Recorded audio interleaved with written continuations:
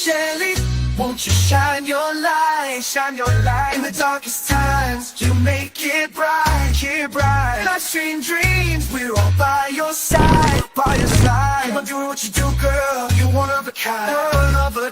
Shelly, you're our light stream star. Keep rocking your show, no matter where you are. Hey, Shelly from the block. Jersey girl with a mouth that won't stop, no. Sassy, and I'm not afraid to show it. Gonna spill the tea, you better be ready for it. I speak my mind, no filter inside. Shelly's in the house, talking trash and truth. No sugar-coated blues. Out the way. Jersey girl with something to say. Shelly's in the house, time to break the rules. From coast to the city, I'm the queen of cool. You can handle the heat, then take a hike. Shelly's in the house, drop the mic.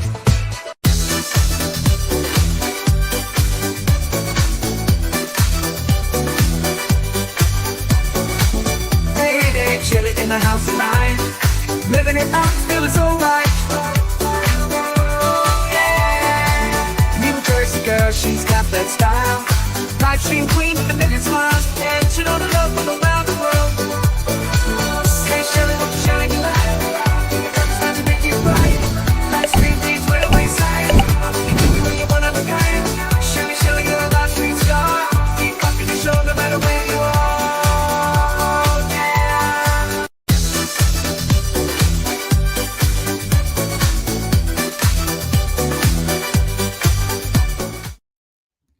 Hey, everybody. Happy Tuesday. It's the Tuesday before Thanksgiving. And this is Shelly, your mouthy mama, talking trash and truth. You've come to Coffee and Cast with T3. That's me. Surviving the holidays. We're just 2 short days away from good food, possible depression, and possibly violent dinner conversation. You never know. Anyway, today is November 26th. It is 12:04 p.m. on the lovely East Coast. I'm coming to you from central Pennsylvania. We had a ton of snow over the weekend. I posted a couple shorts showing like beginning, middle, and end. And now if you look out my window, everything is green again. It's all gone. It's all gone. Just a couple days and it's all gone. However, the universe has a sense of humor. Now that all the snow is gone, it's going to snow again. And temperatures will be under 30 degrees for like the next week and a half. So looking forward to the frigid weather. It's just, the joy. It's good for the circulation, right? Breathe better, move better. So that's where we're at. I want to wish everybody out there who celebrates Thanksgiving a happy upcoming Thanksgiving. And everybody who doesn't, you're not missing anything but turkey, and you could eat it anyway. It's all right. Eat it in solidarity. There you go. Nothing like unity. Little foul to bring people together. If you're just wandering in, there is a poll you guys need to take. I hope you enjoy it. I honestly don't know which option on the poll, no subtext there, which option I dread the most. But the question is, what are you dreading most in the next 2 months? The options are World War III, because aren't we all? Paying for holiday groceries and gifts, left-wing ploys to discredit Trump, or Christmas music. I gotta say, I think I'm more leaning toward the whole Christmas music because we have no control over Trump or what they say about him or what they do about his cabinet picks or whatever. Paying for holiday groceries and gifts, I don't have a whole lot of control over the prices, only how much I spend. And World War III, I'm kind of a doubting Thomas about it. We're always at war with somebody, so when it comes to World War III, that's a big one. I believe it when I see it, and I hope I never see it because it's just ridiculous. We all have to live on this planet. Why are you gonna go make holes in it? Like these people that are sending troops and they want to send nuclear weapons to the Ukraine to fight Russia. Like, what is wrong with these people? Y'all out there, like these left wing libtards are out there pushing transgenderism and saying climate change is real and we have to give up our cows. So I'm supposed to worry about a cow fart, but not a nuclear fallout? Really? This is where your priorities are at? That's like saying, look out for that pebble. Meanwhile, a mountain is falling on your head. Like, I don't understand. I don't. I don't get it how people don't call them out all the time. You're worried about climate change. Oh, I'm not supposed to have, more than 6 chickens, but you can have a private jet that flies you to East Bubba fucking back and be fine with that, right? Because you felt like having, oh, I don't know, real tiramisu or gelato from Italy. So you just jetted on over, got some, and came back. That doesn't affect the environment at all. But okay, like my chickens are going to be a problem, or their cows are going to be a problem, or our carbon, whatever. Never mind that we're carbon based people, but you know, that's going to be a problem. Okay, pull the other one. It plays Jingle Bells. And that leads into, there you go, Christmas music. I do think I'm more worried about the Christmas music because yesterday that my mother turned the radio on and I just looked at her and I said, really? Because it was all Christmas music. I was listening to that radio with her for about 5 hours and heard Feliz Navidad about 12 times. I'm already over it. I'm over it. I'm over Feliz Navidad. Feliz Navidad to you too. Go away. Stop playing the goddamn song. I don't want to hear about mommy kissing Santa Claus. I don't want to, just all the different versions of have yourself a Merry Christmas. Yes, it was nice once. We need new Christmas music and not about mama dying in her shoes and all this. I'm too poor for that. Can we have some upbeat stuff? Just a little. Just a little. But so far, I have only 3 votes on this poll. Oh, y'all better like get snappy. Let's go. Right now, the left wing ploys to discredit Trump. That's winning. That's winning. It's not actually winning, but it's winning the poll. Speaking of votes, who is here today? We got Wolfram dropping those links like they're hot. Got Outpost Nerd. How you doing? How's everybody doing? Wolfram comes in, he wipes his paws, lopes in, and howls.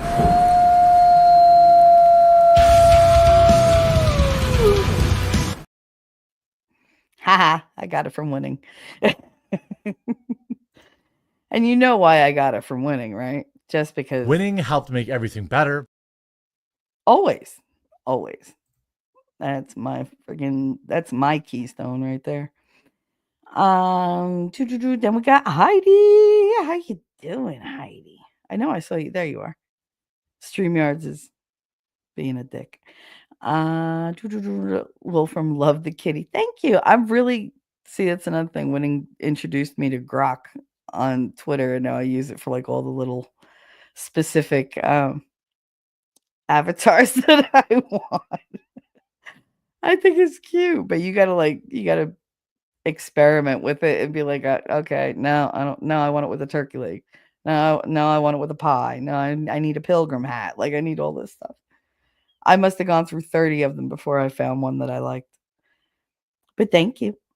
Turkey-induced comas. That's the best. What are you kidding me? The thing is, for me, for Thanksgiving, I follow the same pattern every year. I cook all day. I sit down with the kids.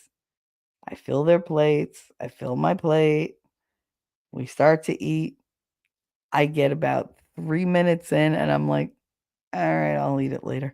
And I slide the whole the whole plate into a plastic bag, throw it in the refrigerator, and then I'll eat it like 6 to 10 hours later. Because I've been cooking the damn thing all day and I don't want to eat it now. Like I still have all those smells in my nose. But I pre-made some of the stuff like, the mushrooms and whatever. I know a lot of people don't like mushrooms. This is a family, all the adults eat mushrooms. So my daughter doesn't, which is always nice because that means that we get to have some. But these are super peppery this year, super spicy. Everything's that's kind of the theme for the year is everything's a little more heavily seasoned and a little on the spicier side. So, but I'm looking forward to it. Wolfram, the cold temps will freeze the ground, then the snow will stick. Well, the snow stuck, but then it got really warm and then it rained, and the rain just melted everything. So it's nice, but I have a feeling that it's going to be a lot of snow this winter for me. And Hoboken hadn't had snow of any kind of significant accumulation in like 2, 3 years. So I got spoiled, especially since I didn't leave the house. But it's really pretty here when it snows. So I'm looking forward to that. I like the next day when it all stops, I see all the little paw prints underneath my window in the snow. And the other day I was trying to figure out like what the little paw prints were. So I've come to the conclusion that yes, we have possums.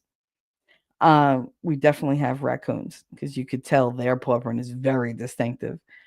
I saw a couple deer tracks, and I counted 3 deer that were walking all together. No bear tracks though, and no coyote tracks. I'm a little disappointed, little bit, little bit. But you know what? Like I said, the universe is funny, and now that I said that, I'll probably have a bear come up and like knock on my window and scare the shit out of me. That'll be great. It'll be great, great. As long as I just want him to walk up and be like, "Only you could prevent forest fires," and be done with it. If he growls, I'm gonna be very upset because I don't want that kind of bear. I want the cartoonish kind of bear that comes up to the window and is friendly. I don't want the kind that's gonna break through the window and eat the family. Like I just and my cats, they're very antagonistic. They love to sit in the window and just antagonize any animals they see outside. Like, come get some, come get, because they know they're protected. But if they did that to a bear, I don't know how much protection I'd be.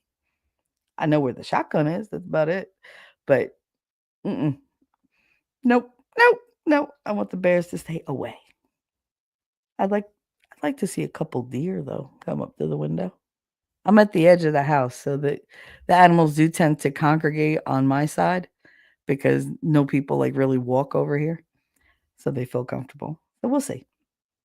Anyway, Heidi, hiya, good to see everybody. Taking a short break from studying, so here for a bit. Awesome. It's not going to be too long of a stream.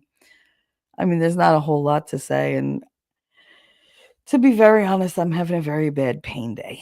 So I wasn't going to do the show, but I was like, you know what? I scheduled it, and I might not be able to do one on Thursday, depending on, how everything goes. I highly doubt I'll do one Thursday.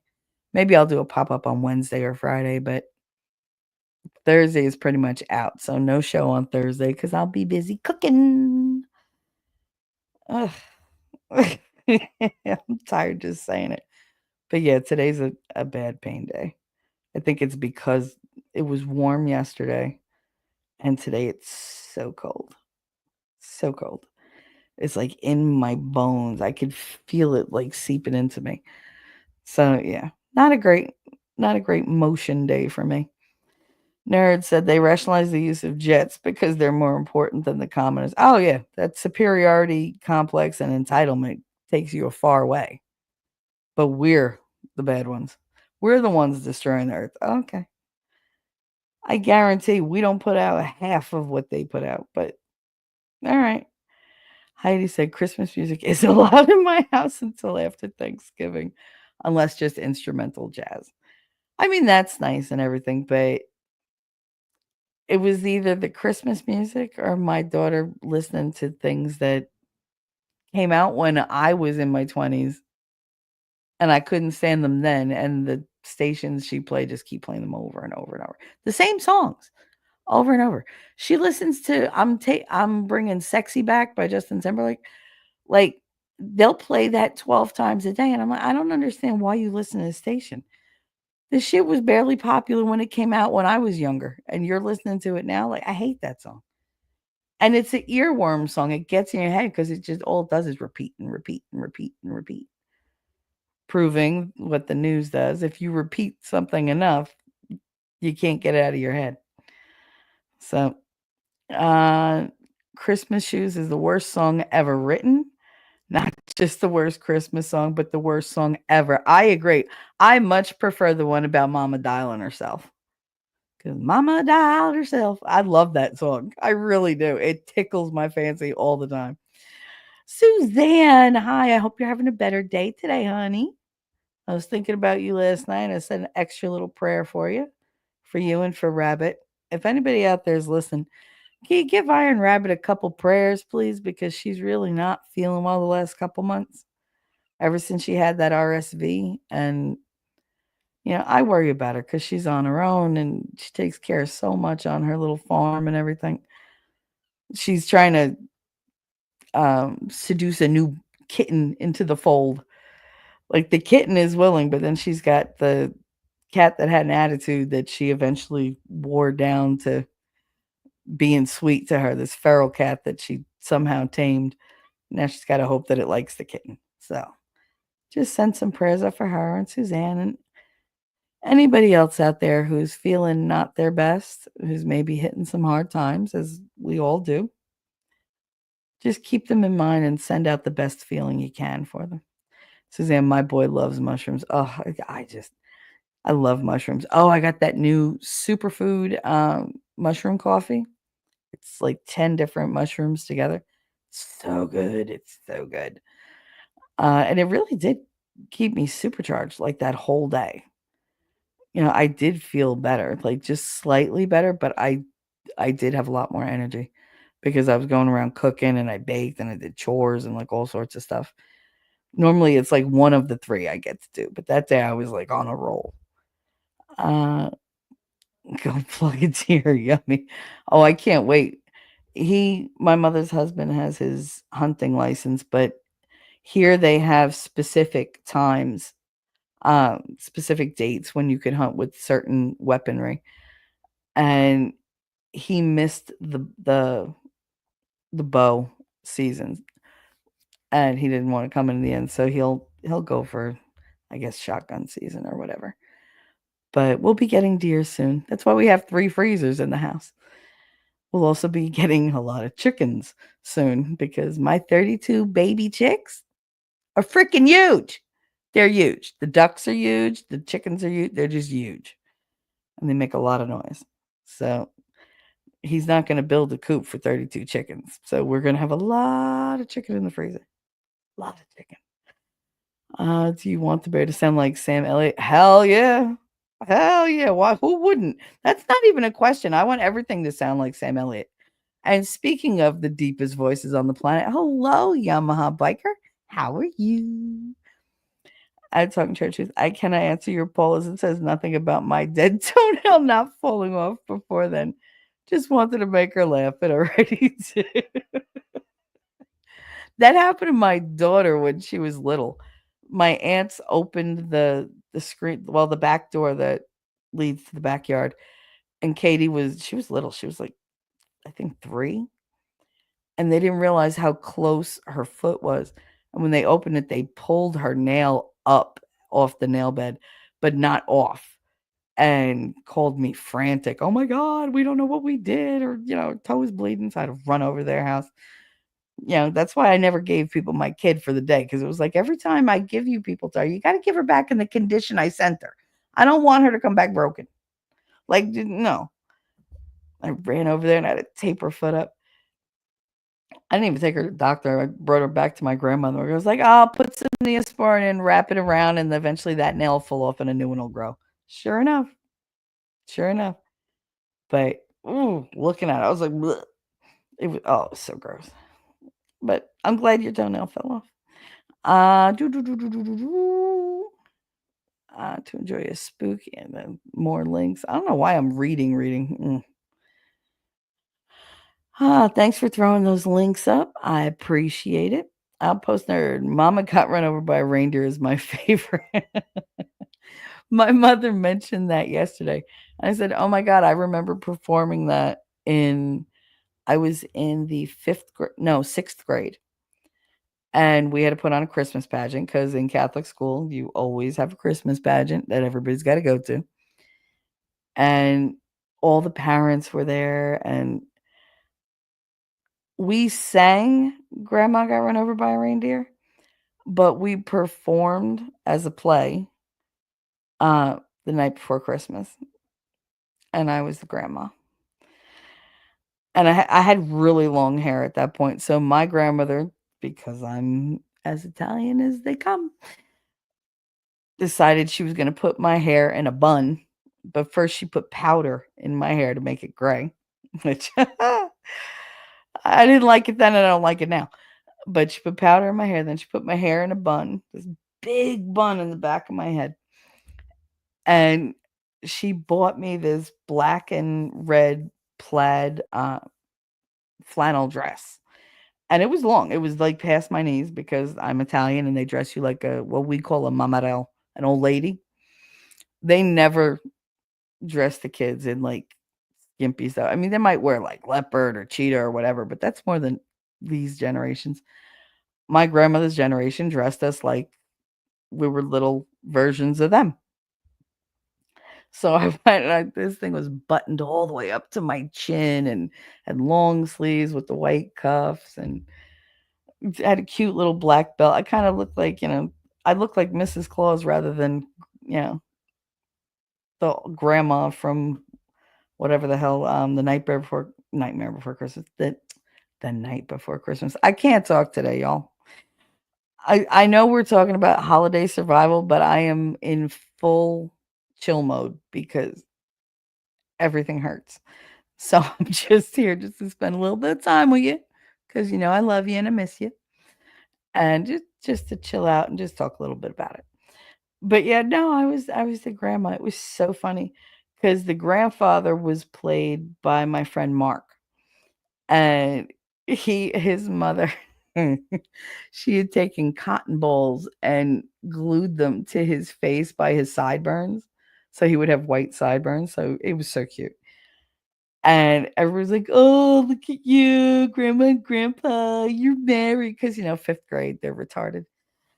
And, "Oh, you're married, ooh, ooh," and I was just like, "Whatever," 'cause even in 5th grade, I knew he was gay. I knew he was gay in kindergarten. Unfortunately, he didn't figure it out till his sophomore year of college, and apparently taking me on a date was part of the deciding factors? I don't know. He called me the end of summer it was right after I finished my freshman year. He was like, "I wanna take you to the movies." I was like, "Alright." I'd been friends with him 14 years, so I didn't think anything of it, and I knew he was gay, and I mean, I make him crazy. He asked once in front of everybody, he was like, because we were talking about our Halloween costumes our senior year, and me and my 2 female friends, my closest female friends, we were all gonna be baby dolls. So, like, that's how we dressed. We had, like, the pacifier, everything. It was cute. I looked adorable. But, he was like, "Oh, I don't know what I should be." And of course, and see, this is why I don't have friends because I avoid people because this is what happens. He said, "I don't know what I should be." And I said, "Why don't you come as something you never came but like before?" And he was like, "What?" I said, "A man." And I, I was like, "Oh my God." I was thinking of stuff like this the other day. I was like, "Oh my God, I bite my tongue a lot now." Because it was standard for me to just say outrageous but true shit. I remember a girl at work was talking to my mother about her jeans, and she said, "Oh my God," she was like, "it's so hard to find jeans in my size." She was like, "Because I just gained a little bit of weight recently, so I went up to like a 6." And I snorted so hard. And her head whipped around and looked at me because I was not supposed to be part of this conversation apparently. And she was like, "What was that for? Like, do you think I'm bigger than a 6?" I only weigh 130 pounds. I was like, on one leg. What are you on? What are you on two?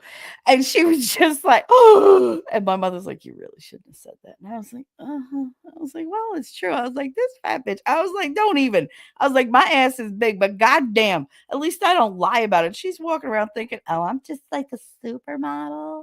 Like my shoes are a size 6. They're at least a friggin' 9.5, 10. She had some clod hoppers on her, let me tell you. And I was just like one day I got so aggravated with her. She was like, I don't understand like why things are just getting so snug on me. It's getting harder for me to breathe when I sit. I was like, maybe buy clothes in your size. Stop lying to yourself. And she was like, "Ah." I said, what fucking funhouse mirror do you have in your house that you see something completely different than I see? I told you I used to be a real bitch. But to me, it wasn't being mean. I was just very honest. Autistically so, you might say. But I've learned to, bite my lip or bite my tongue. I don't bite my tongue. I bite my lip to stop my mouth from opening so words don't come out. But yeah, I was mean. It was funny, but I was mean. But I've always wondered, like, where do you people that you look in the mirror and you go, I look so good. I want that mirror. I want a mirror that sits there and just lies to me all day long because reflective surfaces are very honest. Y'all ever leave the house and you think you're so cute? You're in a great mood. You walk past like a storefront, catch your reflection and go, oh my God, I left the house like that. Like that happens to me once in a while. Like I'll pass the mirror and go, holy shit, what did I forget? What did I like comb my hair with a rake or something? Or like I can't but you think you're all cute and whatever, and then your reflection is like, let me tell you about you. Like, let me just show you a little dose of reality. Here you go. That's what the libs need. We need to have like a giant mirror so they actually see their bullshit. That'd be great. I forgot where I was going with this, but yeah, there was a whole thing. Oh no, but Mark was gay and he didn't know it. And he was like, I want to take you to the movie. So I went. It didn't even phase me when he was like, he leaned a little into my shoulder during the movie. And I was just like, all right. I just kind of like flicked my shoulder and he moved back. Um, he insisted on paying for it, which to me was weird because I was paid my own way. And we go home and it was his car, this little car that he had. And I'm completely relaxed. I'm hanging out because, my dude, like, let's go. And he parks in front of my house and then he like leaned over. I was like, whoa, what you doing? And he was, I was gonna kiss you. I was like, no, you weren't. I was like, why? I was like, why would you do that? And he was like, because I wanted to. I was like, nah, you don't. And trust me, you don't. He was like, "Why can you not kiss?" I was like, "Oh no, I'm fucking amazing." I was like, "But you're as gay as the day is long. Like, why would you want to kiss me?" Oh, yeah, yeah, you are. I'm not gay. I'm bisexual. I was like, no. He was like, and I haven't done anything with anybody. Whatever. He was like, I just think attractive men are attractive. He was like, it's a person thing. I was like, yeah, no. I was like, I tried that once. No. And then like a year later, because he left, he was mad. And he didn't talk to me for almost a year. He calls me and he was like, okay, you were right. I'm really bisexual. I said, try again. And he was like, Michelle. I was like, no, no, no, I don't want to hear it. I was like, I was like, no, I've known since kindergarten, Mark. Get out of my face. So he hung up on me real mad. And like a couple months later, he called me at my mother's house. He actually tracked me down because I wasn't living in my mother's house. I just went to go visit her for the day. And it was right before Christmas. And he called my grandmother. She was like, she's at her mother's house. He's like, can I have the number? I really need to talk to her. So, I mean, she's known him forever. She gave him the number. And he calls and he was like, you were right. I was like, I didn't even have to ask. I was like, of course I was. And he was like, "You don't even ask me what you were right about." I said, "I'm always right." I was like, "But if it's about you being gay, mazel tov."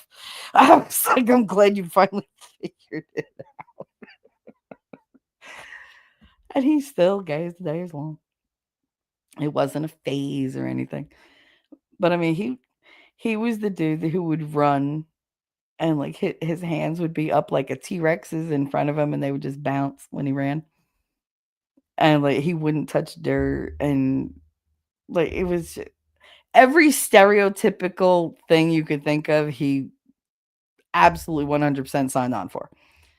So it was like, but it was always fun to me because I will never forget sitting in that seat, like saying goodnight to him, and be like, all right, have a great time at school or whatever. And as soon as he leaned in, I was like, "Whoa, no, why? What you doing? Like, what you doing there?" He was convinced. He was like, "I was gonna kiss you." No, you weren't. Like, it takes two for that to happen, and I am not partaking. Thank you very much. But oh my god, he doesn't talk to me at all anymore. He because he's very liberal, and he hates my stance on pretty much everything. So he just blocked me from everything, which is fine because I don't talk to people anyway. So when you block me, all you're doing is you can't see what I post. Because I'll be honest, I don't look at the shit they post. I don't. I don't look for the DMs. I don't look for the I don't answer texts. It's weird. So like by punishing me, I'm like, oh, he blocked me. Whew, it's another one off the list. That's how I feel when people block me. I'm like, "Aw, they blocked me. How cute. They think I want to talk to them. Like, thanks for doing me the favor. Now I don't have to do it. Great. I always love when people take care of the work for me."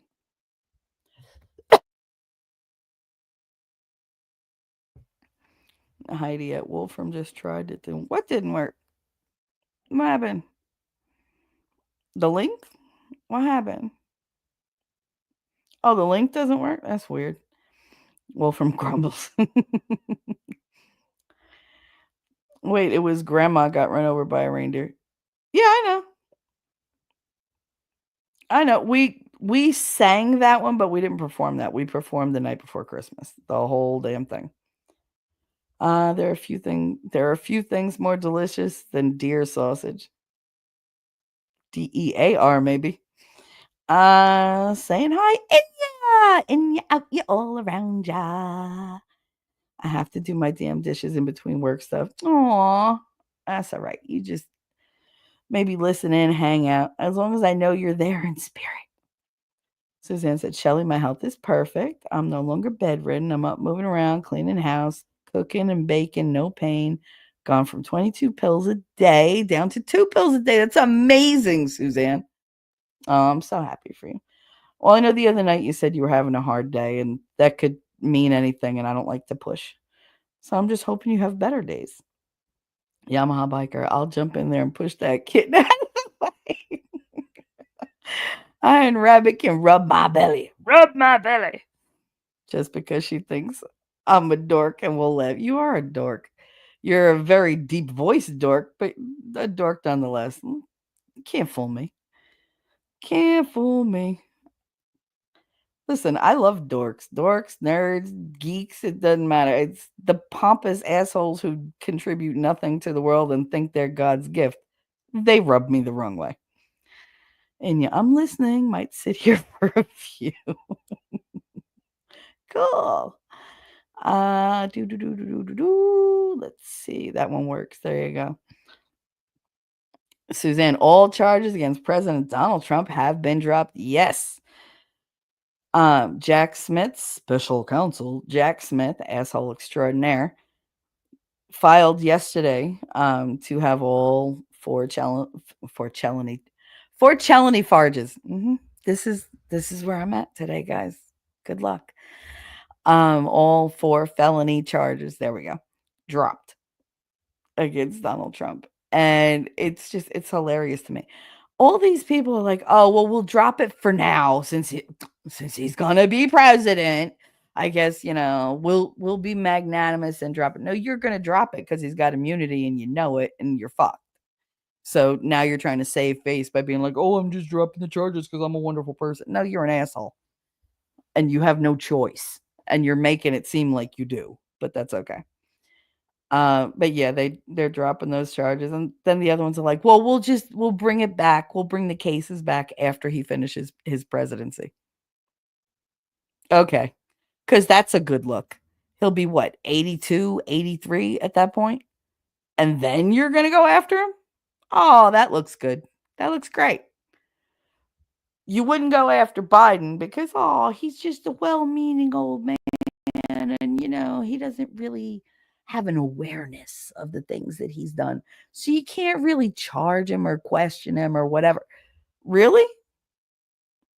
I'm pretty sure you can. You don't want to. That's the difference. They still want to go after Trump. They won't. They won't because they're going to have, by the end of his presidency, they'll have no power. They will have no power to go after anybody. Hopefully, everybody gets in there and fixes the damn justice system from within and makes it what it was intended to be. Did you know Alexander Hamilton tried the first murder trial in the United States of America? What was the guy's name? I think his name was Leaks. But yeah, he prosecuted. No, he defended. I can't remember, something Leaks. Can't remember his name though. But that was the first murder trial in America, and he did it. He was also shot at the town right next to Hoboken, where I'm from.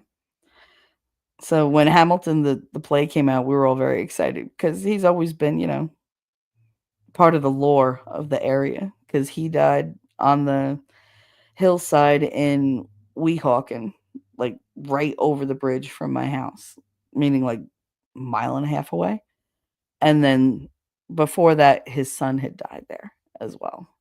And they both died from gunshot wounds from duels. Duels are stupid. And yet satisfying, apparently, because everybody was doing them back then. I used to want to do that. Like, you ever see those movies where they take the glove and they smack you across the face? It's usually a French guy doing it. And he goes, smack. And I challenge you to a duel. Like, I want to do that to somebody. One day I will. I guarantee it'll probably be winning. I challenge you to a duel on guard. We all sound like Maurice Chevalier. Mel Brooks, I love you. My brain is in full squirrel mode today. Nerd. In the top secret document case, they were dropped, but the New York City case, they're trying to put them on hold until he's out of office. I just said that. Yep. All they're doing is that's because Mershon can't say that he was wrong to even let this go to court. And that bitch, what's her name? Letitia James, she's not going to give that dog up. But that dog don't hunt. So I don't know why she's bothering. Yamaha at Heidi. Is it crazy? I read a silly letter to a silly dum-dum and boom, I'm a star. I feel like Marilyn Monroe. Wait, oh no. Oh, you feel like Marilyn Monroe? Dumb, blonde, used, and, dead? Because that's where she's at now. Like, she ain't feeling nothing now. Castro! He said, sup, savages? How you doing, honey? Glad to see you. They made Grandma got run over by a reindeer into a cartoon movie where Santa is taken to court being charged with hit and run for hitting Grandma. Well, those sleighs, they're hard to control. And it's being, taken around the world by some reindeer. They're not the best listeners. Suzanne, T3, read my chat about health. You'll be very happy. I am very happy. Very happy, honey. And I'm only 15 minutes behind, so it's not too bad. When I was little, Yamaha said my great gram would beg me to sing that song, and she would laugh hysterically. I want you to sing it now. You'll sound, part of that is that I think there's a reindeer with a really deep voice in one of the incarnations of that song. Oh, that would be so great. You could play that part. Heidi said, yes, it is a Yamaha biker. Uh, I guess that's one way to get your alter ego's name out there, but it's your smooth voice and talent for voice acting. Well, you got that there too. Yep, sure does. Sure does. Nerd. All dropped this morning, everything. And the guy, oh, Suzanne saying, nerd, all dropped this morning, everything. And the guy that was hell bent on getting Trump has given up. Yeah, they've all given up because they know they're not going to have the positions they're in anymore to pursue it. Because the Trump effect is in full effect. People are leaving the country. They're actually like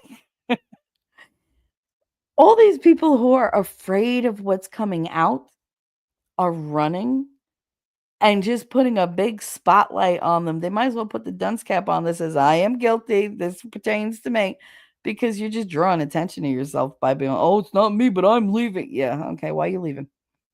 Because you're giving up, what, 60, 70 years in this country. And I'm talking to you, Ellen, you twathead. Like, your whole life, however old she is, because she's decrepit. But however old she is, she wants to leave. She's going to the UK, or she went to the UK and never coming back. Is that because of the 4-year president? Or is it because of the stuff that's going to come out that will haunt you forever?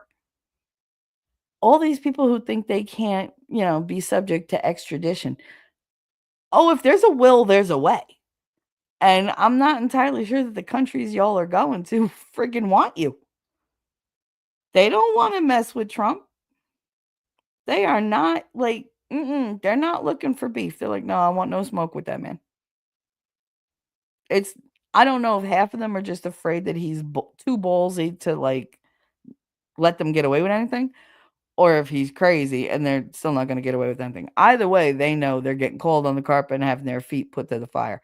I am full of idioms and analogies today, guys. Woo! That is a lot of metaphor. I am a metaphoric kind of person. But yeah, that's a lot. Anyway, Nerd said, Shelly, it sounds like how last week I heard a student make a dick size joke and I laughed at it without thinking. Then I had to tell him not to talk like that. Okay, but I've never done something like that around kids. I've said things to teachers I shouldn't say to them, which is why I got transferred, because I said I wanted her to fall and break her face. And I still want her to fall and break her face because she was a bitch. But yeah, no, when you're with friends, I tend to be a little more reserved around people I don't know that well. But if I've known you over a decade and you know my entire personality, which he was well acquainted, like I don't see the point of using the filter. But that day it was really bad. Full drinking and half thinking with the $10 super chat. Look at that. Thank you so much, honey. Happy Tuesday. Happy Tuesday. Let's see. Here you go. And Winning really wants to reface this with my face. I guarantee he's going to wind up doing it. But here we go.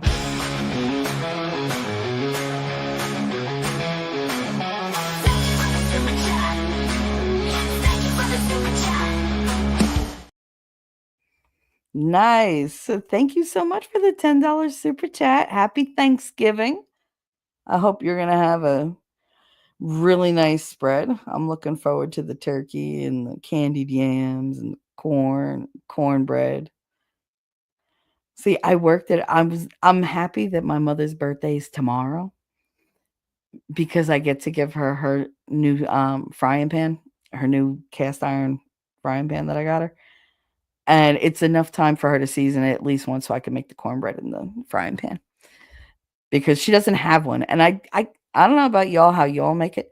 I cannot get the same taste in my cornbread if I do it in like a cake pan or whatever. It's got to be in the cast iron skillet. It's just got to. It just comes out better. It's better taste, better texture. It doesn't crumble as much. It's nice and, like spongy, and it's just, oh, so good. So I can't wait. I'll give her gift and then use it. I didn't buy any impractical gifts this year for people's birthdays. Anything that like Fredo, her husband, I got him the set of the irons for the fireplace, like the poker and the tongs and the brush and the little, what is that called? Shovel, like the little dustpan for the ashes. And it's so pretty. And he loved it. He put it next to the thing. But I also got him magic mushroom gummies, which he's enjoying. And what the hell else did I buy him? I bought him something else. Yeah. We got him a telescope. My mother got him the telescope. I helped her pick it out, but she insisted it was just from her. And I got him something else. Oh, I got him the pizza stone that goes either in the oven or on the barbecue grill. And it's got handles, so it's, easy to maneuver. And it came with a whole bunch of things. Oh my god, the cutter it came with. Have any of you seen this pizza cutter? It's like a foot long or a foot and a half long. It's this giant curved blade with like a wooden handle that runs the top of it. Oh my god, I was like, this is like great for like slicing vegetables and everything, or fingers. My mother's really good at cutting herself. She cut herself twice yesterday. I was like, how? And she was like, I was cutting bread and I cut toward me and I went right through my finger. Bitch, like, just don't cut anything. Just let me cut everything because I have some knife skills. I mean, I'm a stabby kind of girl, but I have good knife skills. She does not. She has no blade awareness. It's ridiculous. She's always cutting her. I'm like, just stop cutting things. Just stop it. But the thing was huge. I was like, oh, that's a weapon. I would happily sleep with that underneath my pillow and use it as a weapon. I don't like the pew pew kind of things being around me because I'm temperamental and we don't want me doing something I can't take back.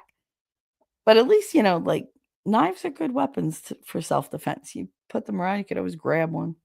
If I don't have a knife like every, I don't know, like maybe I'd say like 10 feet because they're all over. I always have them hidden. There's like one in the underwear drawer. There's one in the end table. There's one that's on the top shelf in the closet where I could actually reach. There's one that's hanging on the back of my bedroom door right outside my purse. I have it like up against my purse so it doesn't make noise when I close the door. But they're like all over. And my kids, they know not to touch them, but they think it's funny. They're like, why do you have all these like knives all over? They're not pocket knives. They're regular knives, but they're all folded. So they're very safe. But if I need them, they're there. And if there's not a knife, there's a scissor or a really sharp nail file, the metal kind. I am not a girl who does not like to have the means to defend herself. So I just make sure I can defend my babies. Like that's what's important to me is making sure they're safe, and I'm always first line of defense. Although now that I live with my mother, I could always just throw her at them and then run as fast as I can in the other direction. Um, as one way to survive the holidays, sacrifice everybody else. Heidi, oh, Yamaha biker, that's precious memories with your isn't it though? That's so cute. Nerd, I've been dancing around all morning, Suzanne. And now you have heat and everything. I'm so happy for you. Full drinking, awesome. Thanks for support T3. Yep. If you're not sub to Full Drinking Half Thinking, please do so. He does a stream. His streams are funny. They're funny. And he has another dude that he does stuff with, and they're very funny together. But then he gets like these girls on there, and they're a trip. They really are. I had such a good time when I was on his show like a couple weeks ago. We had a really good time. Jacob, I got news for you. What news you got for me? Shelly, I told my parents my brother was a full-fledged flamer. Oh no. My poor Catholic mother thought he was just studying to be a priest. Yeah, no. No, and that's the worst. Like when the parents find out because Mark's parents were like very, very old world Guinea. Like his dad barely spoke English. He used to talk to me like this. He was like the original Mario. When I hear the voice of Mario when they're like parroting that voice, that's who I picture. I picture his dad. And I mean that for nothing, but I think his dad was a little light in the loafers as well. I'm just saying. Like, even my grandmother, like, we met him and I he was with his wife, and his wife was this real prima donna, whatever. And my grandmother was just, mm. She always her nonverbals were just great. And I've taken after her because I don't have to say anything. I just have to go, Yeah. It's like, and that was hers. She met him. She said it was high pitched and nasal, and that told me that she could not believe what she was saying. And I was just like, all right. We went home, and I was about 16, 17. And she was like, "So that's Mark's father?" I was like, "Yeah." "Why?" I said, "What was the thing for?" She said, "Oh, please." I said, "What?" She was like, "Man, my ass." I was like, "Oh my goodness." I was like, "He's a man." She was like, "Mhm. There's a skip in his step." I was like, "Oh, stop it." She was like, "You could tell. You could tell. Pay attention next time." I was like, "I saw." I was like, "But it's not nice to say." I was like, "They have rights too." She was like, "Oh, shut up." Like, she never let me get away with that stuff. I told y'all when she met Christine. Now Christine, it took her a couple months to come out to me, which was stupid because I knew she was a lesbian literally the second I saw her. Um, and I love you, Christine, but I did, and you know I did. But when she my grandmother, my grandma's like, and I was like, "What?" She was like, "It's a shame. She's so pretty." I said, "Why? Only ugly people could be gay?" And she was like, "No." She said, "But watch out, cause that side likes to initiate you." I was like, "Oh, stop." She was like, "It's true." But this is also a woman who thought that Chinese women had, choaches that went the other direction, which made it easier for them to give birth, because that's what my grandfather told her. Mhm. Unfortunately, she told her doctor. When she was about to have my mother, she said, "Ah, it's so uncomfortable." She was like, and because she had to have the baby, she had my mother in the house. She had my uncle in the hospital. But she was like, "It'd be so much easier if I was Chinese." That's not the word she used, but I'm not gonna use that word.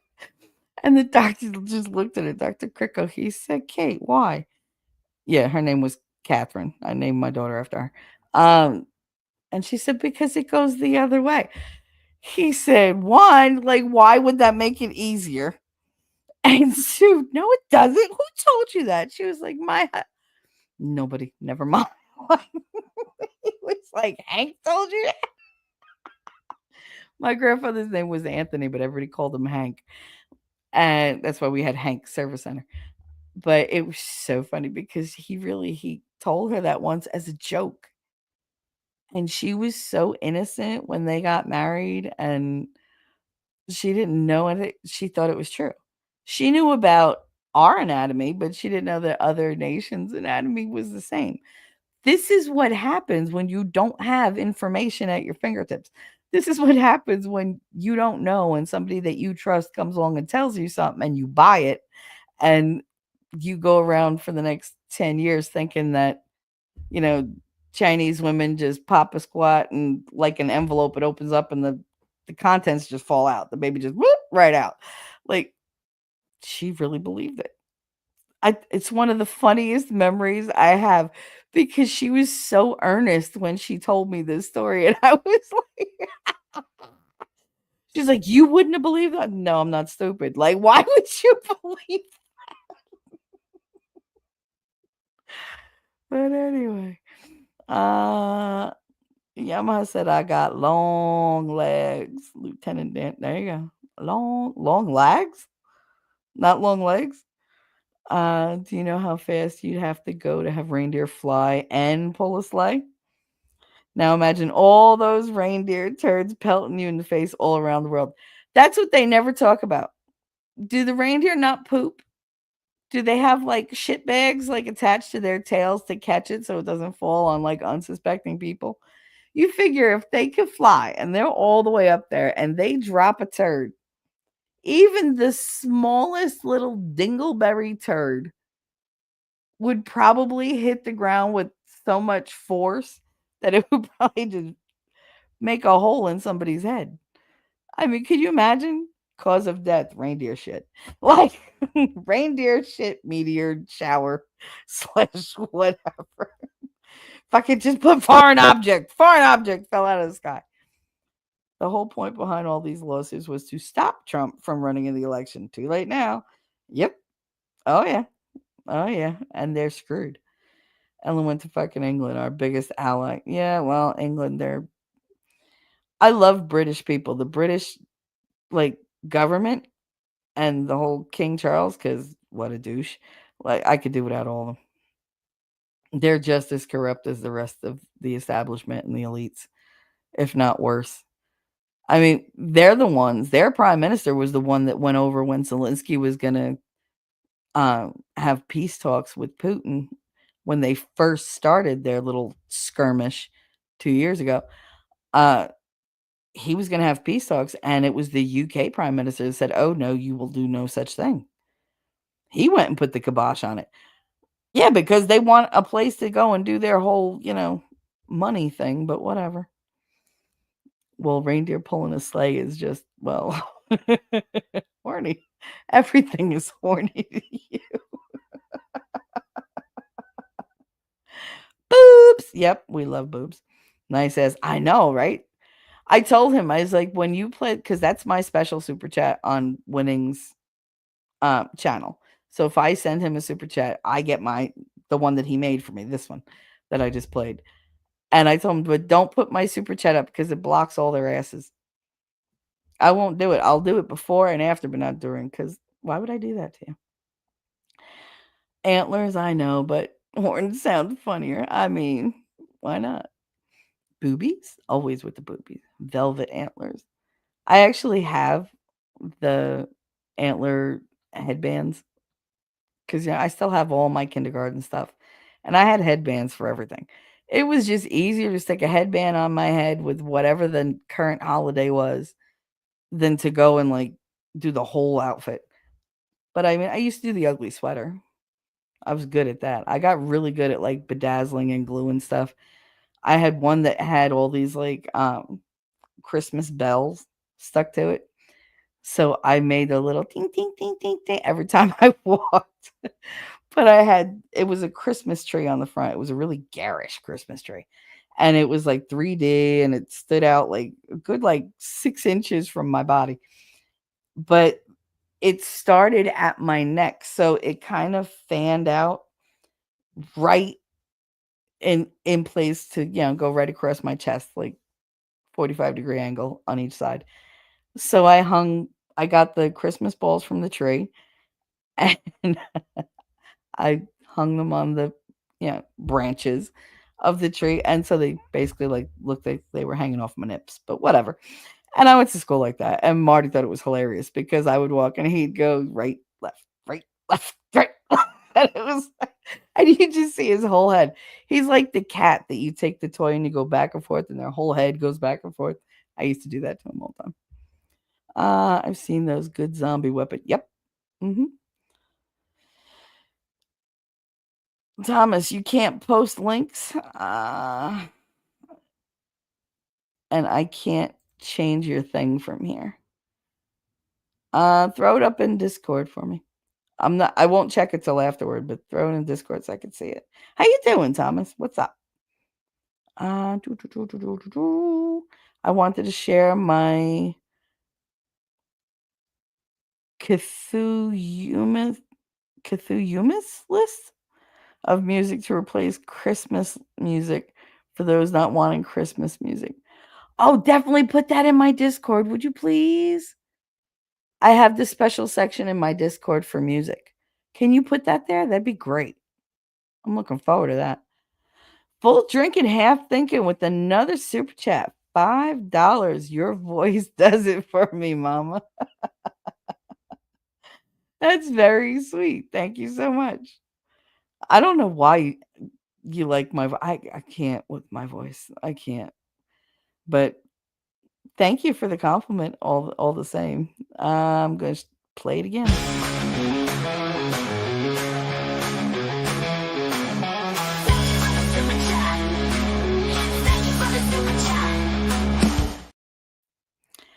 I don't know if you guys saw this. Well, real quick, let me because I want to put that up. But thank you, full drinking, half thinking. Once again, your voice does it for me. That's so sweet. Thank you. That made me smile. I feel good. Compliments are always appreciated. Um, what was it? Wait, come on, StreamYards. Don't be a dick. I don't know if you all saw that. I know we have the "Dance for Me, Baby" song. Winning wrote the song like years ago, and then he let the thing put it to music, and we basically like we listened to this like all the time. I've listened to many versions. This was my favorite, and it still is. But I love that he like. I'm only gonna play a couple seconds, but that he put the four of us in that clip dancing here. Here you go, nerd.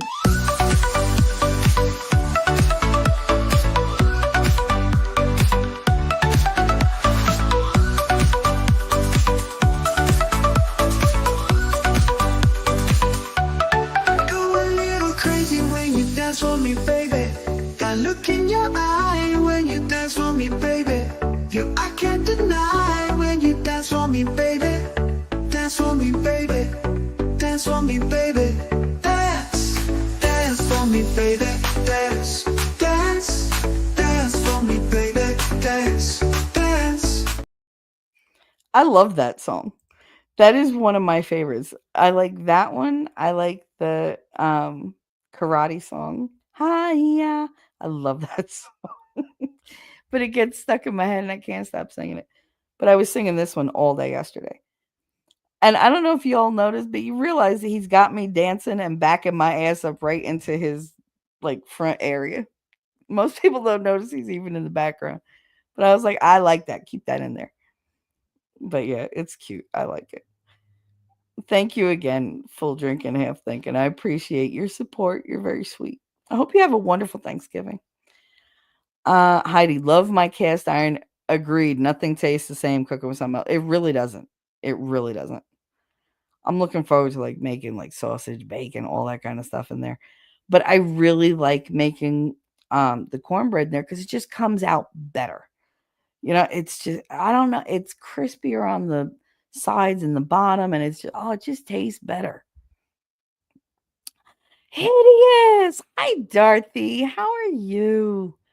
I don't see Salvation Army bell ringers on this phobia list. No, because they don't exist in my world. I block them out completely. Those people are aggressive. They're like, I mean, I know they say that like Jersey people are aggressive, but they're aggressive. And I'd like to take that damn ding ding ding and hit them over the head with it. Do, do, do, do, do, do. But welcome, Darth. Glad to see you here. Hope you're doing well, honey. He said, hi, everybody. Yamaha said, I remember one of the docs showing me where to cut during a cadaver lab. Had purple nitrile gloves. He looked at me and said, remember, the purple is not an organ. Yes, don't cut through your hand. That was, yeah. You cut through a cadaver, and I had to cut open a cat. I had to cut open a cadaver of a cat when I took human physiology and anatomy, or human anatomy and physiology, I think it was. And I had to dissect a dead cat. But turns out I really do have really good knife skills because my teacher was very impressed. I didn't cut anywhere I wasn't supposed to. Everything was perfect. Of course, first I passed out and almost scalpeled myself because I fell backward off this like 4.5 foot high freaking stool. It felt like it was 4.5 feet high. It was more like 3. But I still fell backward with the scalpel in my hand and landed unconscious on the floor because the formaldehyde, when we opened the bags, made my blood sugar drop drastically. And I just went, and that was it. I was out. The dude next to me didn't catch me, but he plucked the scalpel out of my hand so that I didn't friggin' put it right through my heart or my face. But yeah, it was don't cut this, don't cut that, don't cut the muscle. Like, okay. But the thing is, like, my thing about that is those classrooms where you do those experiments, you ever notice the lighting in there sucks? Like they're trying to make it more difficult for you? Like, can I at least get some like illumination? I don't need this soft white bullshit. Thomas said, good tool is the arthritis key handle. Basically turns a regular key into a punch dagger. Oh, yeah. If you need to hide it under the knee. Turn the tiny head of a regular key. There's a tool I have on my keychain. It's this long metal. I guess they say to use it to like bust through the windshield if you're, like in a car and it's getting submerged or whatever. Like you can bust through the windshield with it, but it's got grooves along the whole body of it for your fingers. So you could use it either like brass knuckles or like you're holding a roll of quarters, which turns your fist into like a sledgehammer. Or you can hold it like that and use the pointy end and just get them like right in the throat. It's blunted, so it won't pierce them, probably, but it'll do damage enough for you to get away. So that's all that matters. And little FYI, anybody that goes walking, just take your keys, take the most jagged key you have, put it between your fingers with the tooth part facing outward and the base of the key in the palm of your hand, and just walk like that. And if somebody grabs you, all you gotta do is take a swipe. That shit hurts. You could either stab them with it like in the neck or something so that they drop and you get away, or you just slash at them. Trust me, it'll give you an advantage, at least so that you could run. It's always best to run. Let's face it. Like once you're over the age of 18, just run. Don't stick around and fight. It's stupid. People don't fight with their fists anymore. They always have weapons.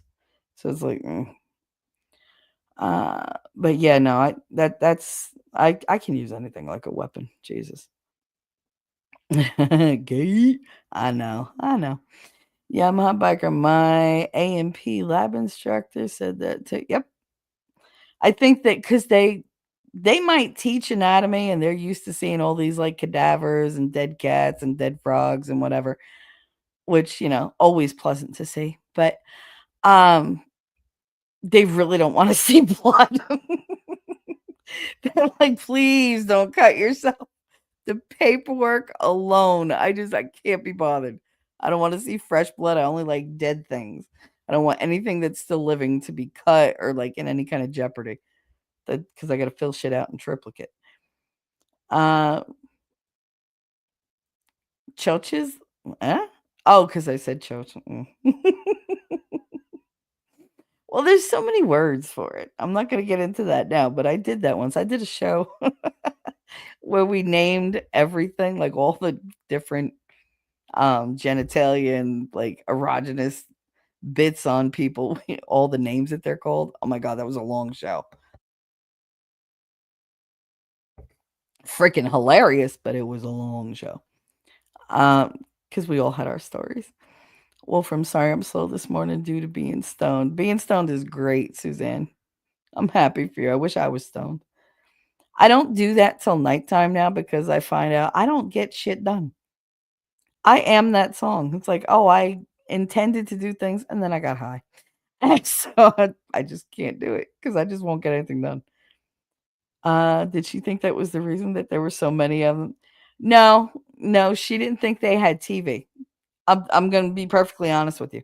She honestly thought that they didn't have electricity and TV because they were an underdeveloped country. So that's what they did. She was like, "That's what happens when you don't have other entertainment. You have babies." I was like, okay. But yeah, no, she thought they didn't have radio. And then she figured they didn't have TV because she didn't think they had electric. In her mind, there was nothing like over there that was city like at all. Like everybody lived in a hut, everybody worked in a rice field, like because that's what they were taught. How could she possibly know anything about anywhere else? And if you asked her where it was, oh, it's worlds away. Like, well, it's on the other side of the world from us, but it's not like world. It's still on this planet, Graham.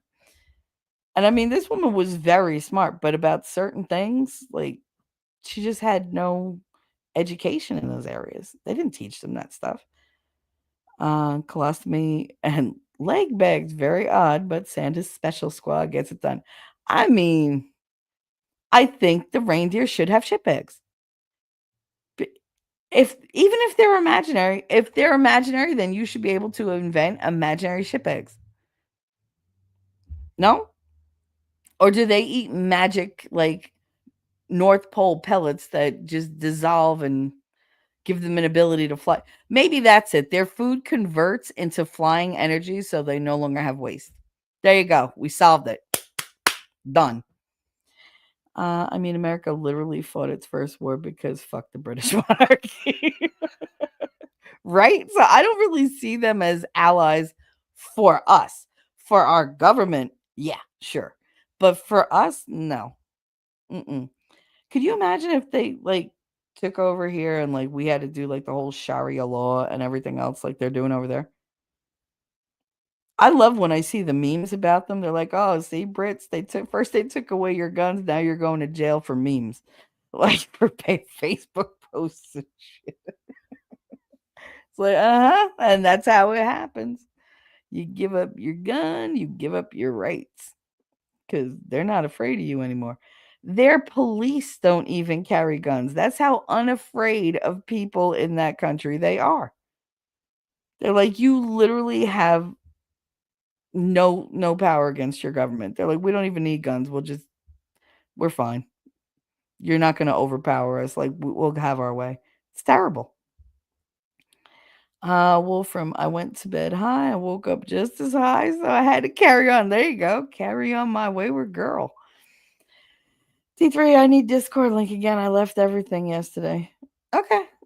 I'll send it after I finish the show and post this stuff on Spotify so that Christine can catch up. That's one snexy little guy. He's talking about you. I wish I had hair like that. Shit, at this point, I wish I had hair like that. Uh, you're dead. Oh, full drinking. You too, mama. Peace and bliss. Remember to take a breath, laugh, and smile. Always, honey. Always. And make sure you keep your calm. Remember, don't let nobody get under your skin. It's all gonna be all right. Everything's gonna be all right. We just gotta ride out the transition. Dissecting doesn't bother me. It's the formaldehyde, and that's what got to me. Yeah. Because all through high school, I mean, I always had to dissect whatever they, gave us because I was not getting a C and I was not failing, for the day. Like that, it's just it's not in my DNA. Like I can't do that. Like I have to get the highest grade. I am that competitive. Um, but yeah, the smell didn't bother me when I was in high school. But that day I didn't eat breakfast and I probably was drunk the night before. Because let's face it, that's how I spent most of my freshman year in college.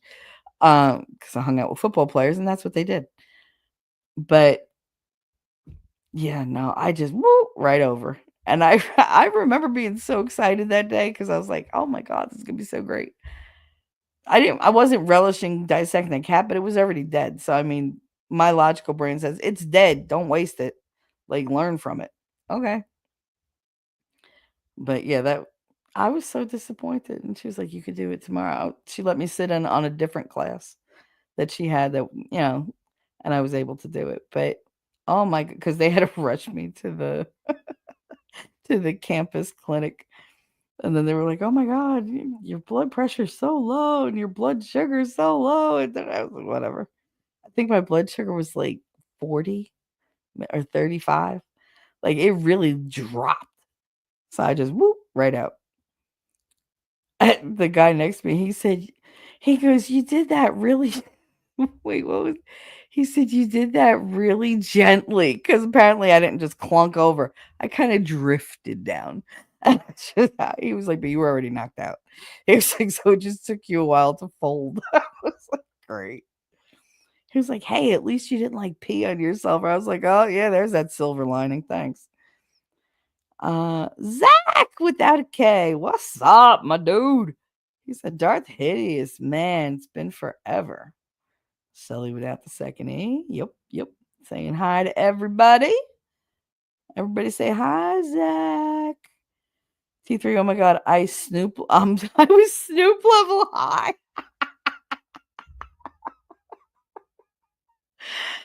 Ah, ah, did you see the thing where he was trying? He was in a limo with another guy, and he was trying to like get him high on contact by hotboxing the car.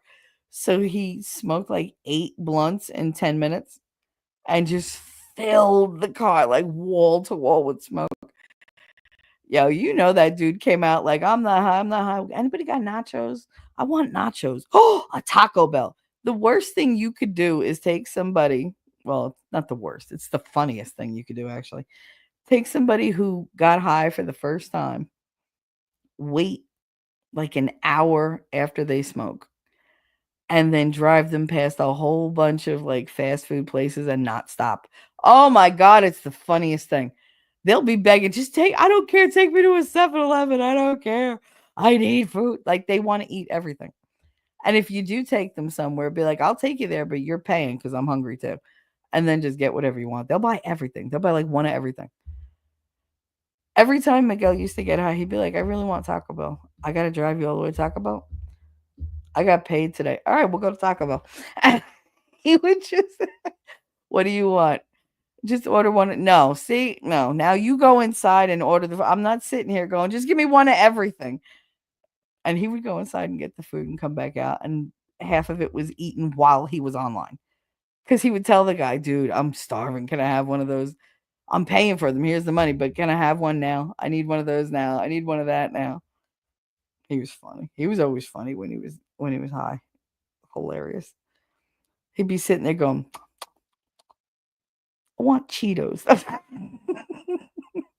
It's 4 o'clock in the morning. Yeah, but I want Cheetos. We don't have Cheetos. But I want you to then get your ass up, walk all the way to the avenue, go to that 24-hour like newspaper stand and go buy yourself Cheetos. I am not moving the car and looking for parking later because you want Cheetos. Get out of here. In Hoboken, a parking spot is worth gold. Like, you don't give up your parking spots ever when you find one. I used to use half a tank of gas looking for parking by my house. And it's not like I tried parking on the block no, I'd go like 4 or 5 blocks, you know, away from my house, all around and around and around. Nope. So I got rid of my car. I was like, no, between the parking tickets for no reason, because parking authority sucked ass, and all the gas that I was buying just to find parking spots, I would spend an hour and a half looking for a parking spot. It's like, oh, come on. I wish Canada would kick the crown and become like you Americans. Wow, that's not a statement you hear often, that you want that you want anybody to become like Americans, because we're kind of looked down on everywhere. They love to say that we're like culturally retarded. It's like, oh, okay, like you're better, like not you, but I mean like overseas, like in Europe, they say that. They always laugh at us. Gotta head out to a doctor appointment later, y'all. Later, nerd. Suzanne, fuck, I had a complete meltdown yesterday and rage quit everything and everyone. Oh my goodness. See, I don't do that. I want to do that, but then I think when I get over it, it's going to be so much work. That's what I always think about. Like, I really want to do this, but I mean, it's kept me out of jail because you look at people and you want to do something to them, and you're like, yeah, but then I gotta drag the body and I gotta dig the hole. Like, it's just so much work. Just punch him in the face and be done with it. Well, by the time Shelly gets this chat, I'll have all my Christmas shopping done. Pafango and turkey fried later, y'all. Excuse me, I am 5 minutes behind, Zach. I'm a sick Ellie on you. Watch it. Have fun. I have to get my smoker done here soon. Nice. Heidi said I would have clunked. You would have clunked. Clunked what? Oh, when you fell. Taco Bell. Yep. Fuck no, I love Trump. I do. I love Trump. I think he amuses the shit out of me. He really does. Have a good day, Zach. I hope you have a wonderful Thanksgiving. Yamaha said my next Halloween horror movie, Taco Bell and the Curse of the Fart Goblins. Oh my,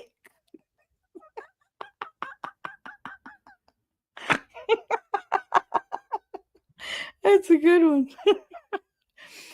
I actually told Winning the other day about an old movie.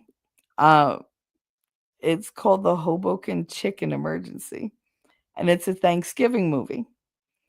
It's considered a Thanksgiving movie, but it's about this giant chicken that goes around like terrorizing the town. And it's funny because the kid that sees it in the movie is Ralphie from Christmas Story. So he doesn't shoot his eye out, but he almost gets buck to death. But it's like whatever.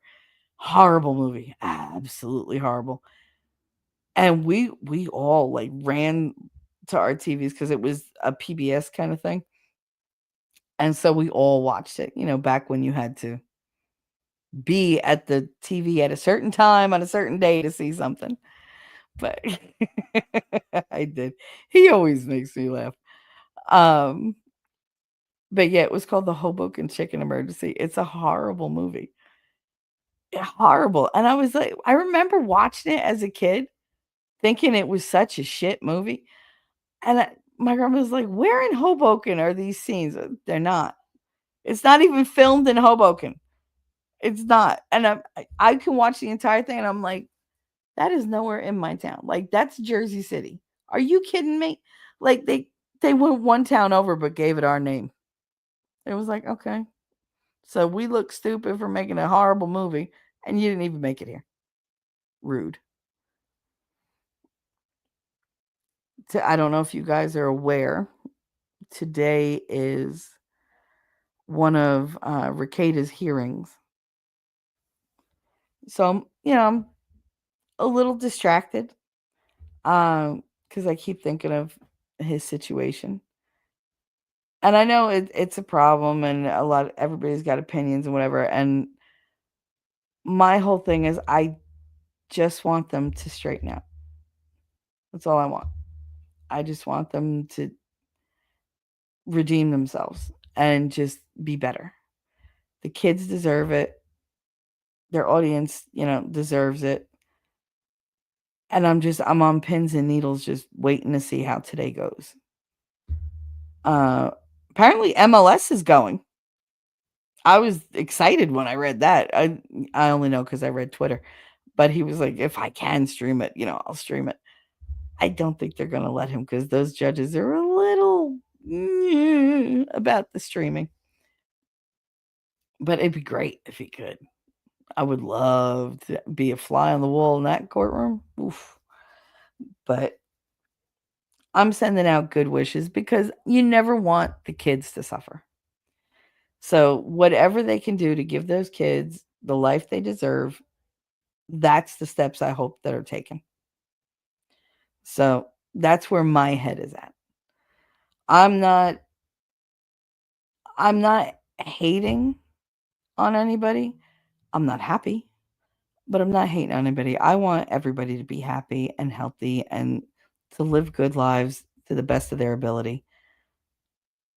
I don't like having all the different streamers that are this one says this and this one says that, and it's so heartbreaking for me because none of it had happened. This could have just this is like one of those things I wish had never happened. And I'm not even involved. Just as a spectator, I'm like, this is a sin. And it does. It breaks my heart because no kids deserve to be put through that kind of turmoil ever. It doesn't matter whether he did it or not. The fact of the matter is the kids are going through it. And do I believe that they'll be resilient and bounce back? I want to believe that. Some kids are made to bounce back from anything, and some kids can't take anything. They can't take any pressure. So you never know what effect something's going to have. But regardless, my heart's in Minnesota right now, and I'm sending as much good energy that way as I can because I just want them to have a good life all around. I don't want anybody to suffer because he was what inspired me to do this in the first place. I wouldn't be here talking to you wonderful people if it wasn't for him inspiring me to do so, for making me believe that I could. Whether I had a small audience, big audience, it didn't matter. And that was his point when he was convincing me to do it. He was like, it doesn't matter if they show up to listen.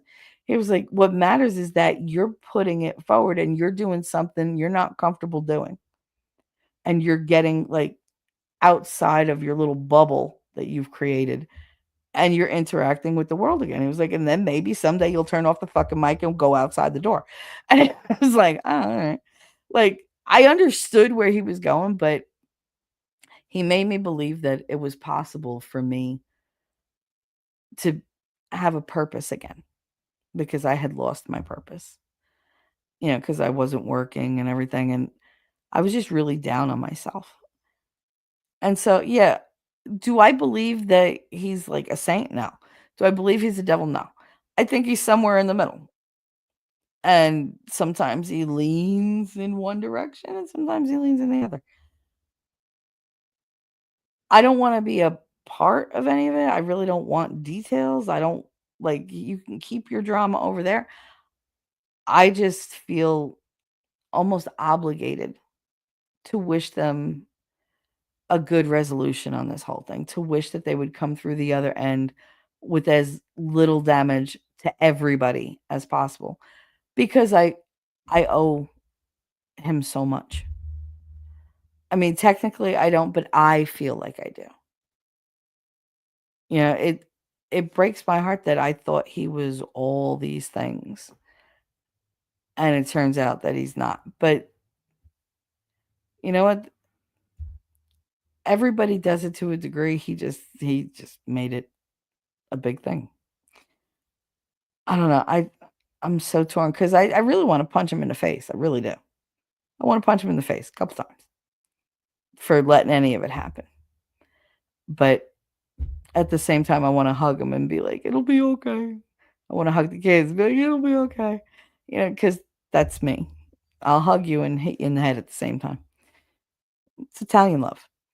My day is complete now to go smoke my cobbler. You have fun smoking that gobbler, Yamaha. Yeah. Especially since underneath my name it says gobble, gobble, gobble. I don't know. Stop hitting on me. No. But you go smoke that gobbler. Make sure you smoke it good. Smoke it good. He said that doesn't sound right. Oh, well. I mean, this is the place to come to say inappropriate things, I guess. Because I just find them funny. But I was thinking about I was gonna do the scapegoat episode, the show on being the scapegoat of your family today, but I decided to put that off till next week because I think most people are gonna need a little recoup time. So that's a good stream to do to tell them, okay, I know you feel like everything went wrong and it's all your fault, but it's not, and here's why.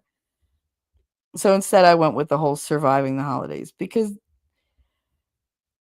I Joy Reid is a twat. She's a twat waffle to the 10th power. The fact that she's telling people if your family or Trump supporters, just ignore them, don't go near them, don't go to your family's house for Thanksgiving or Christmas or whatever. That is such a shitty thing to put on somebody. It's like the worst advice to give. They're trying to break up all these families, and even though they lost the election, they're still trying. And this is just a tool they're using to try to put a wedge between people. And it's not fair. You can't pick your family, but they're your family. They're the only one you get.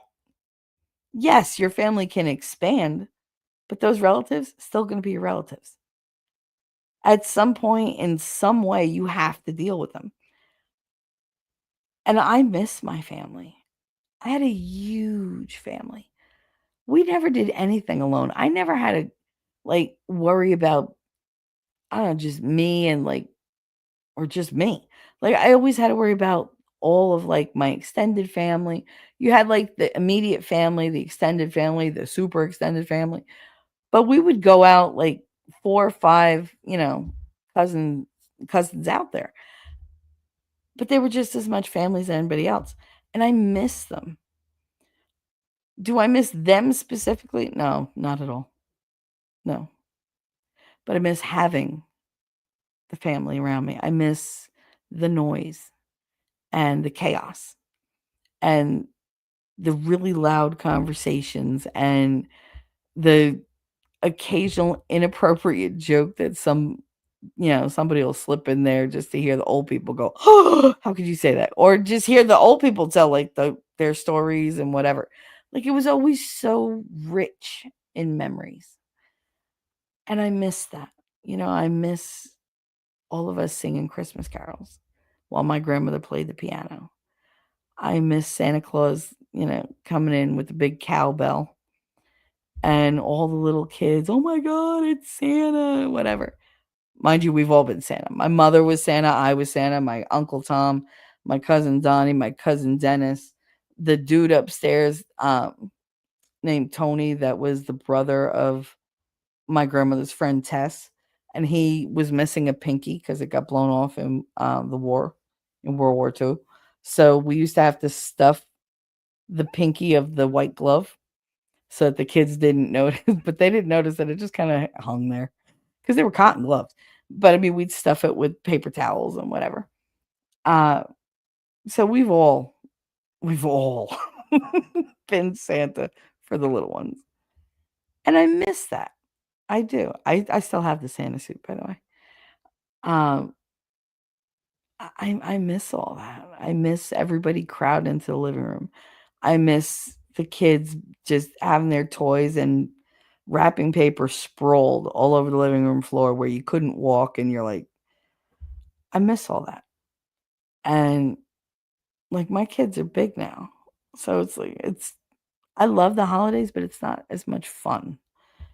And a lot of people they get depressed at the holidays. And the last thing you want to deal with is, you know, arguing with some family member over Trump or religion or, is this a, butterball turkey or did you get an organic turkey? Is it free range?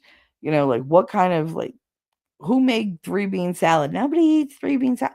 Like people argue over the stupidest shit and little like banter tiffs turn into these gigantic arguments. And if you're in an Italian house, like wine flows, things get thrown, you know, threats are made. But I miss all that. I do.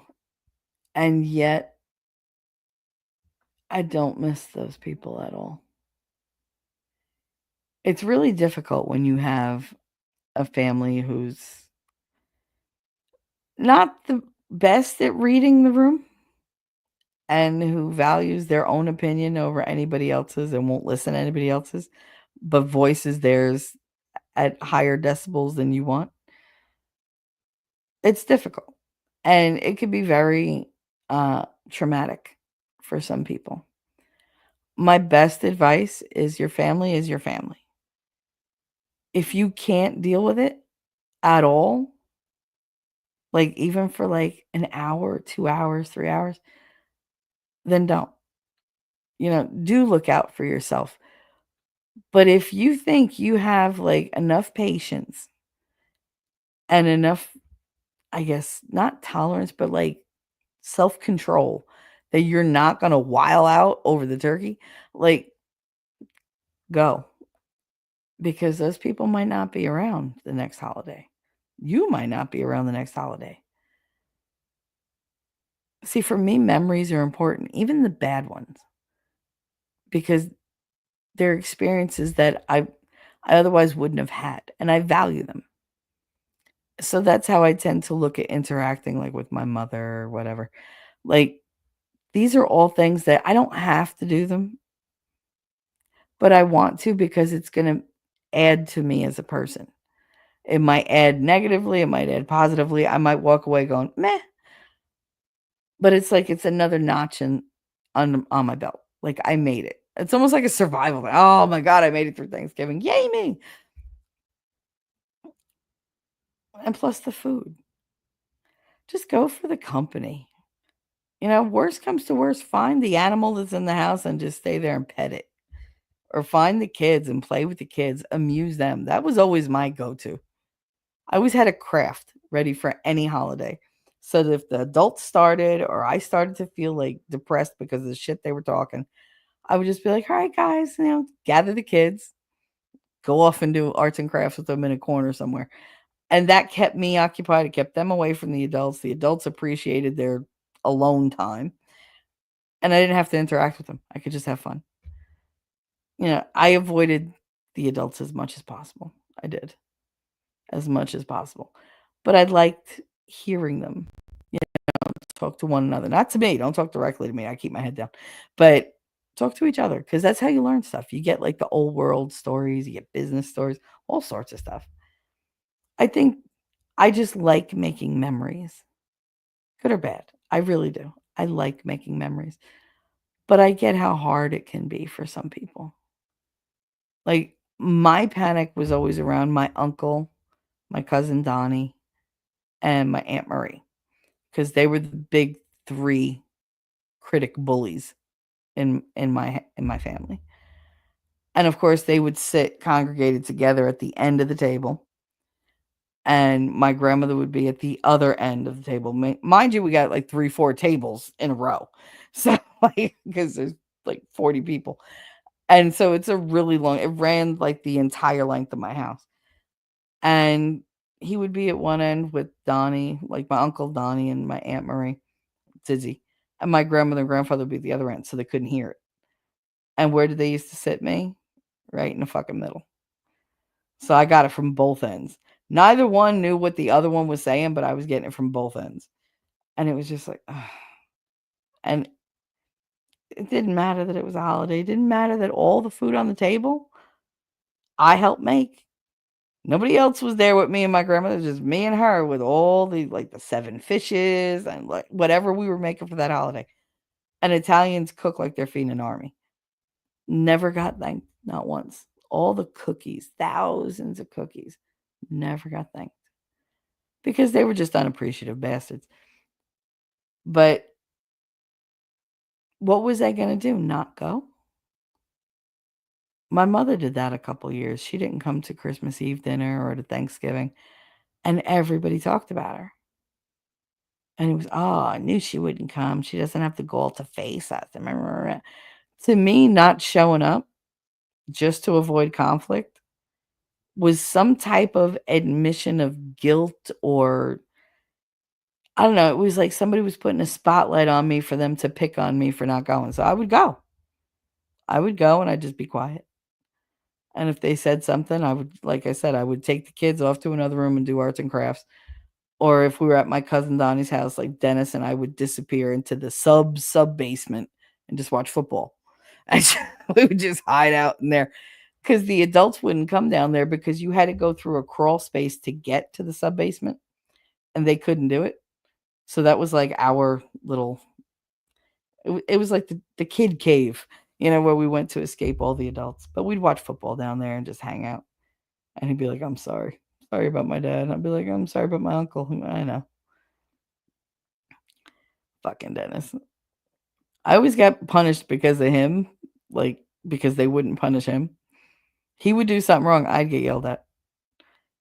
But he was a good cousin to me. He took all the attention away from me, but that wasn't his fault. It's because he was younger than me. And a boy, and the boys always get them. Let's see. Angry, what's up, man? How you doing? They have to destroy the family unit because they want communism in this country. Yep. Yep. Yep. And it's so easy to create and sow division nowadays. It really is. There's so many hot topic items that you even like step in the neighborhood of that idea and everybody blows up. And just people don't talk about things anymore. They just yell at one another. Nobody's listening. Why do you talk when nobody listens? It drives me crazy. Heidi, and then there's that psychologist major twat. I saw some of the pics that Trump has picked that I'm not happy. I'm not happy with the Surgeon General. She's a pro-vaxxer, pro-masker. I'm not happy about that. but we'll see what she does. He needs to pick a surgeon general that gets along with RFK Jr. because they're going to need to back each other up. They're going to need to get their shit straight with each other and help each other out, or things are going to get harder for them to accomplish. So I don't feel she was the right pick, but sometimes he's got to put somebody in maybe because he owes them something or he believes in them. They do say that Trump has a talent for knowing what people are capable of without that person knowing what they're capable of. Like, he sees the potential in people, and he spots talent and skill in certain areas, and he pushes them in that direction. I mean, I trust that. So many people have said that. I trust that that is probably true. I'm never 100% because you can't read somebody else's mind. But if he's good at that, then okay, if this is the person you think and it's your decision, I'll give them one chance. You fuck up, you're out. But I'll give you one chance. And I think he's savvy enough to know which ones are going to give him a problem and which aren't. But there's got to be a reason why he still wants to put that person in. We all know he doesn't like masks. He never did. He couldn't wait to rip that shit off. And she's a masker. And it's just, I don't know. I have to put my faith in the man. I do. And you don't know, it might be a conditional thing. He might have had to like put her somewhere in order to get somebody else that he really wanted to come along, and then he can unload her. Who knows? All I know is he's a very good businessman. He knows how to, finagle. And that might be it. But again, y'all know I think God has a plan that we are not privy to. The same way I was really bummed, about the 2020 election. Not right on election day. Like, it took me about 2 weeks to be like, oh my God, what the hell just happened? But we look back at that as, oh my God, he was robbed. But again, I see it as a blessing. God knew what he was doing.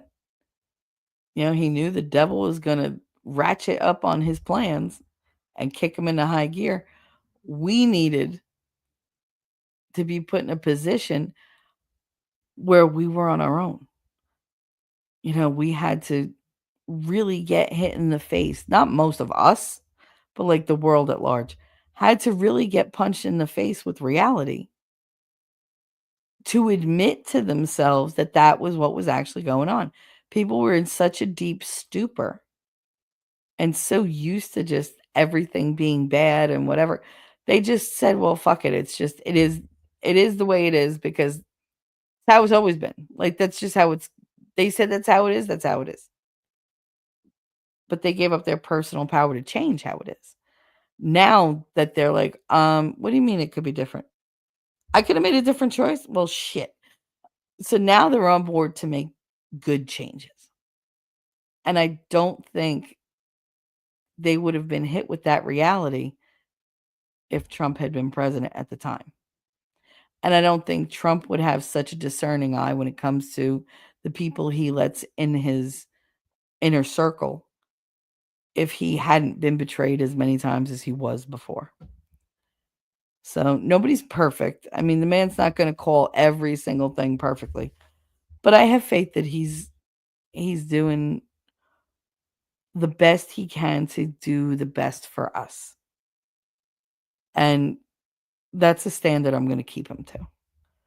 Like, I want him to hold to that standard. Not every decision is going to be stellar. Not every move is going to be effective. It's a lot of trial and error because, let's face it, the libs and the left, they had their tentacles and tendrils into so many different things. We don't know what's corrupt or what isn't. So a lot is going to be trial and error. I think there's going to be a lot of discoveries made that even they weren't privy to. And when they start really digging deep, it's going to be like, oh my God, this is so much worse than I thought. That's my thought. I hope it's not true, but that's my thought process on it because that's the way it looks to be going. So as long as he does his best to do the best for us, I'm good with it. I'm willing to give one chance apiece and hope that he has everything under control. Because, I mean, that's why we voted for him, right? Because we wanted somebody to come in and straighten shit out.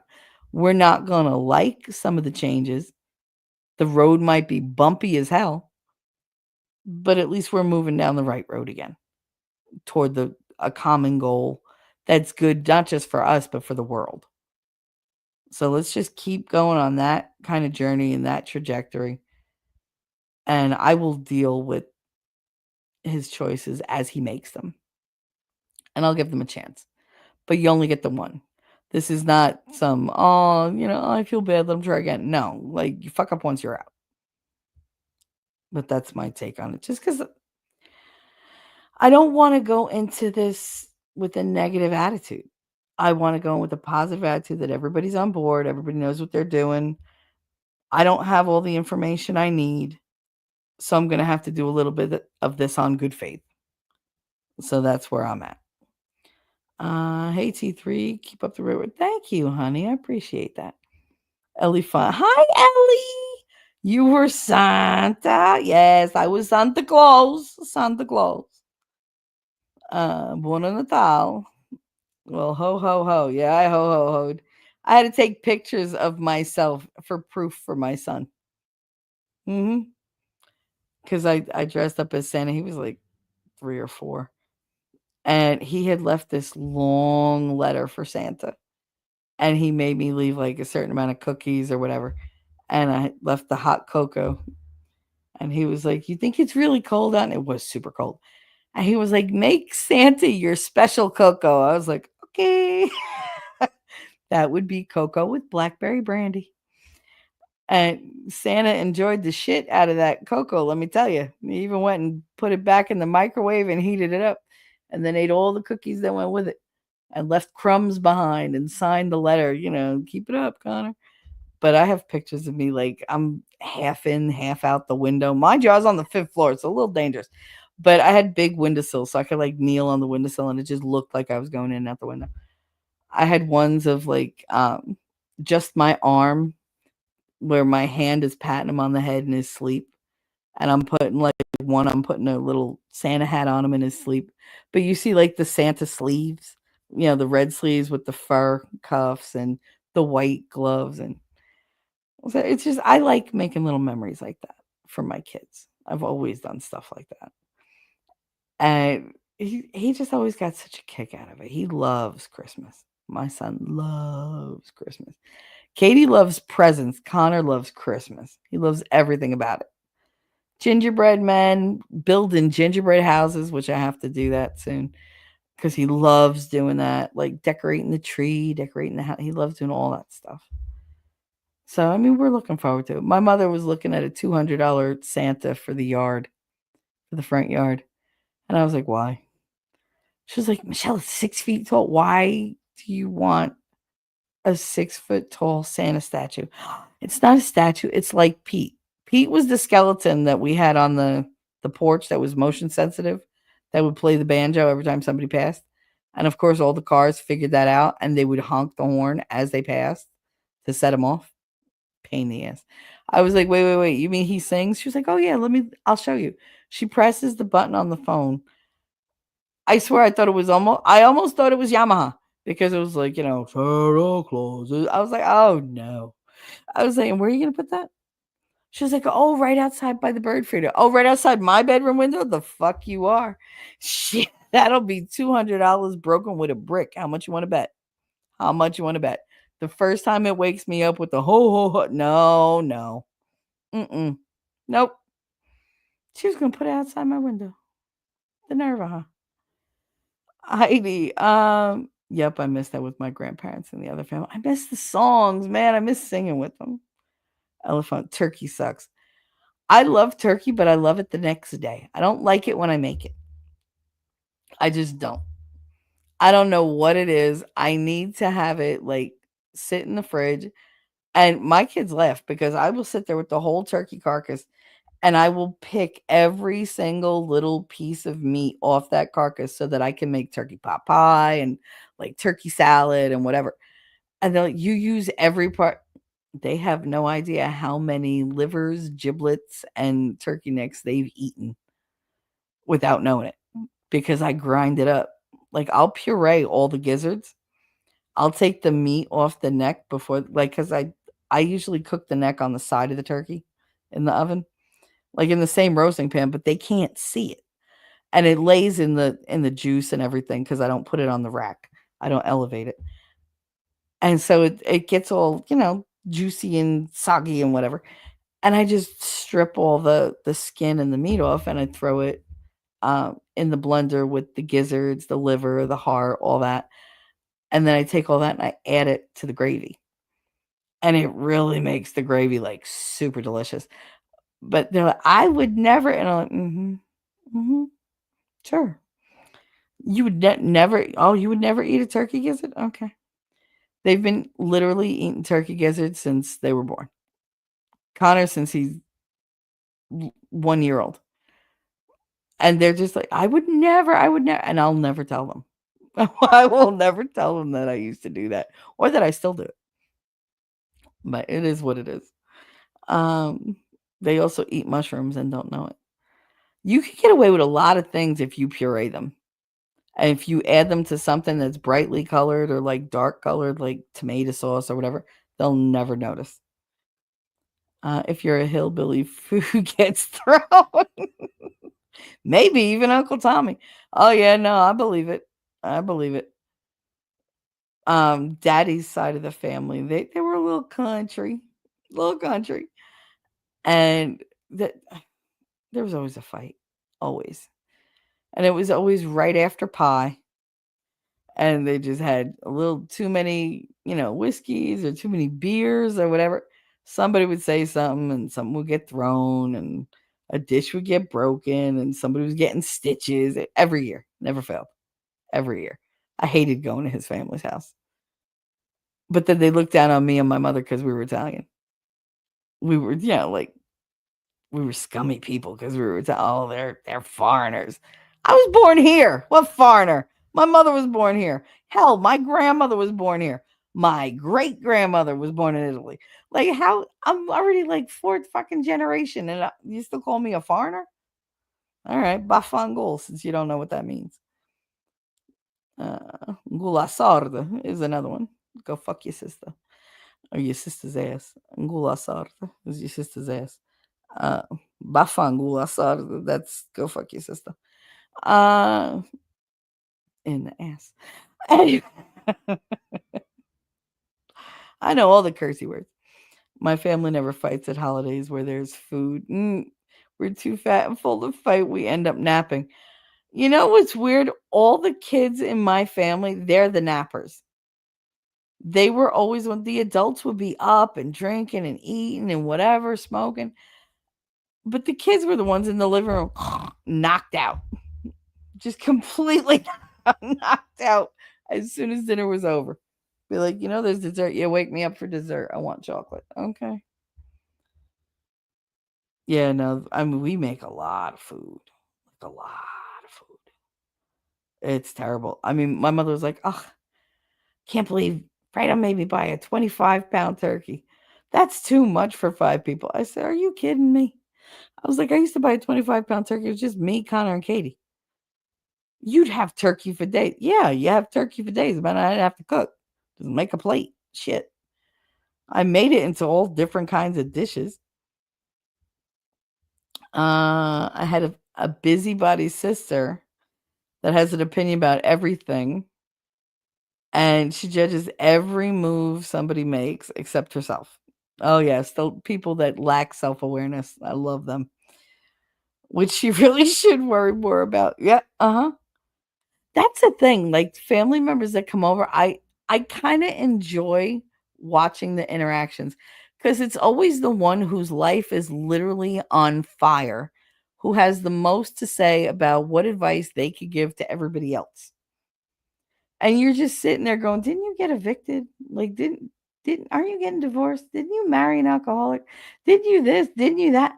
Like, aren't you like $500,000 in debt because you have a shopping addiction because you're not happy with your life, but yet you're trying to tell me that I should, like invest or whatever? Mm-mm. No, no, no. Like, I don't want investment advice from anybody who isn't a millionaire who got that way by making investments. Like, I don't want marriage advice from somebody who's on their fifth. I don't want parenting advice from somebody whose children hate them and are the most disrespectful, misbehaving, uncontrolled cretins, like babies, kids, just running around. Like, why, if you fuck up, do you feel qualified to give anybody, even the dog, advice? Stay in your corner, fix your shit. Fix your shit. Don't go looking over the fence into my yard unless your yard is perfectly manicured. Like, don't, because I will throw that shit back at you every time. That's why they don't they don't talk to me. They don't talk to me because if they say, "Well, you did it," yep, sure did. Because I know the things that I've done wrong. I know the mistakes I've made. You can't use them against me when I admitted to all of them and I've more than made up for them. If I didn't ask you for help, I didn't need anybody. I did it on my own and I took care of it. If I took care of business, that business is done. You don't get to bring that shit up. So what does my family do? They'll inevitably, if they can't pick on something, they go right for the old buttons. Oh, look at you. You look more like your father every time I see you. Oh, you act just like your father. Oh, your father used to say things like that. They always bring my father up. Always. Never fails. Because they know that that's a trigger for me. Because I don't want to ever be compared to my father, especially not where we have similarities. Like, that's just, I don't want to have that conversation. Like, don't hurt me like that. But they do. They go right for the kill. Because there's nothing else they could pick on. What are they going to do? Oh, I knew you shouldn't have had that kid. The kid that's sitting right next to me, the one that's 29 years old that you said I was so irresponsible she wouldn't even make it through infancy. Really? She's 29, doing better than you. Like, how are your kids? How'd that work out? How'd that work out? Oh, I have you're gonna have horrible kids because you're on your own and you don't know how to raise them and blah, blah, blah, blah. Yeah. How'd yours turn out? How'd you do? I love to turn that shit on them. And I don't do it in like an aggressive way. I laugh. The best way for me, I've found, to deal with my family is to just not take them seriously. Like, if I'm going to, instead of defending myself, I'll own whatever they say and turn it around on them and I'll make it funny. Because I like using their weapons against them. It's very Jackie Chan. You know how Jackie Chan used to be able to like knock the gun out of somebody's hand and like in 2 moves, get it out of their hand into his fully aimed, and then you blinked and you're like, what just happened? That's what I like to do to my family. And I've gotten much better at it as I, get older.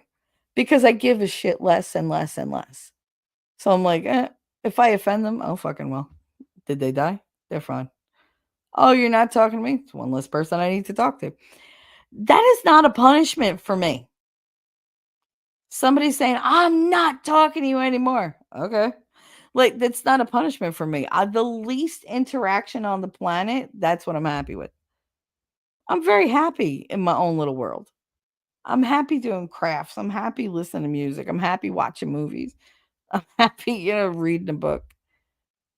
Oh, you don't want to talk to me and be spiteful and petty and hurt me?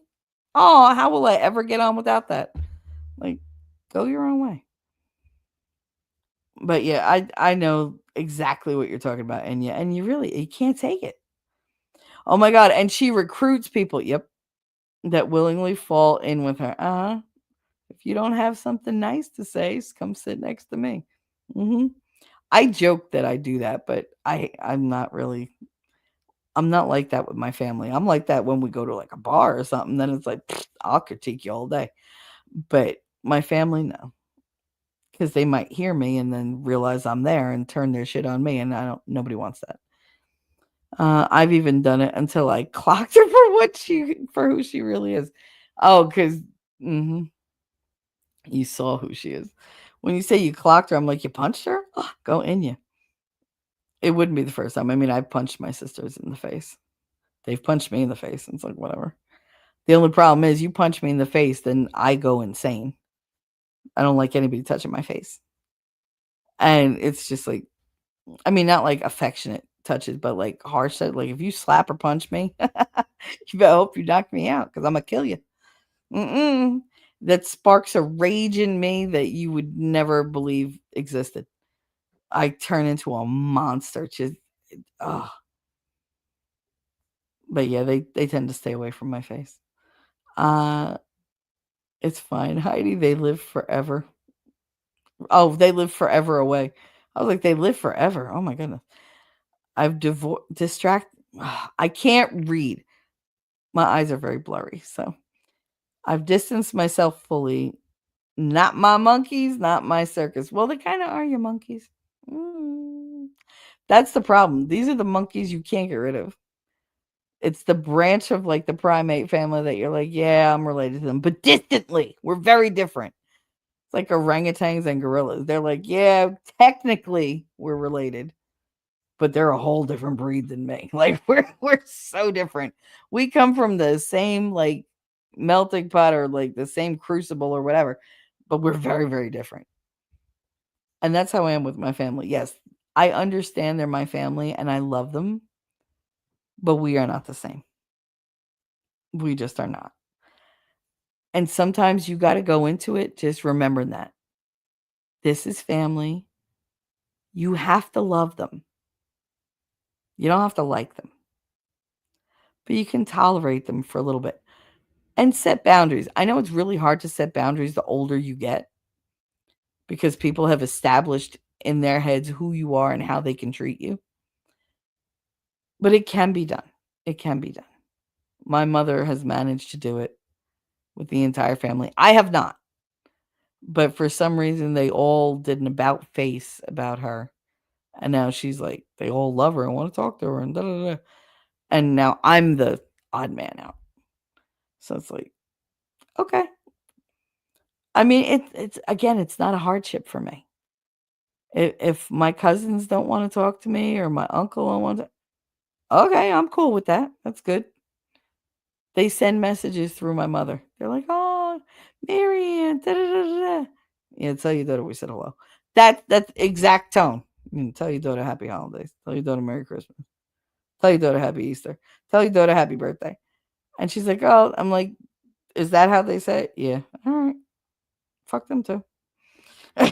She's like, "Can't you be nice?" Apparently not. Because you keep creating this like image of me and the family. Okay.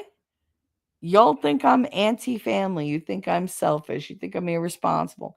You think I'm mean. You think I'm, frivolous. You think that I wasted all my potential. You think that I'm too trusting. I'm too naive. I'm too all these things. Okay, so I will be that for all of you. And then you don't get funny Shelly. You don't get the Shelly that gives all the hugs and comfort. You don't get to eat my food because I ain't cooking for you. You don't get to eat my baked goods because I'm not baking for you. I'm not doing shit for you. I'm gonna sit there and just be the twatapalooza that you people think I am. Okay, I'll indulge you.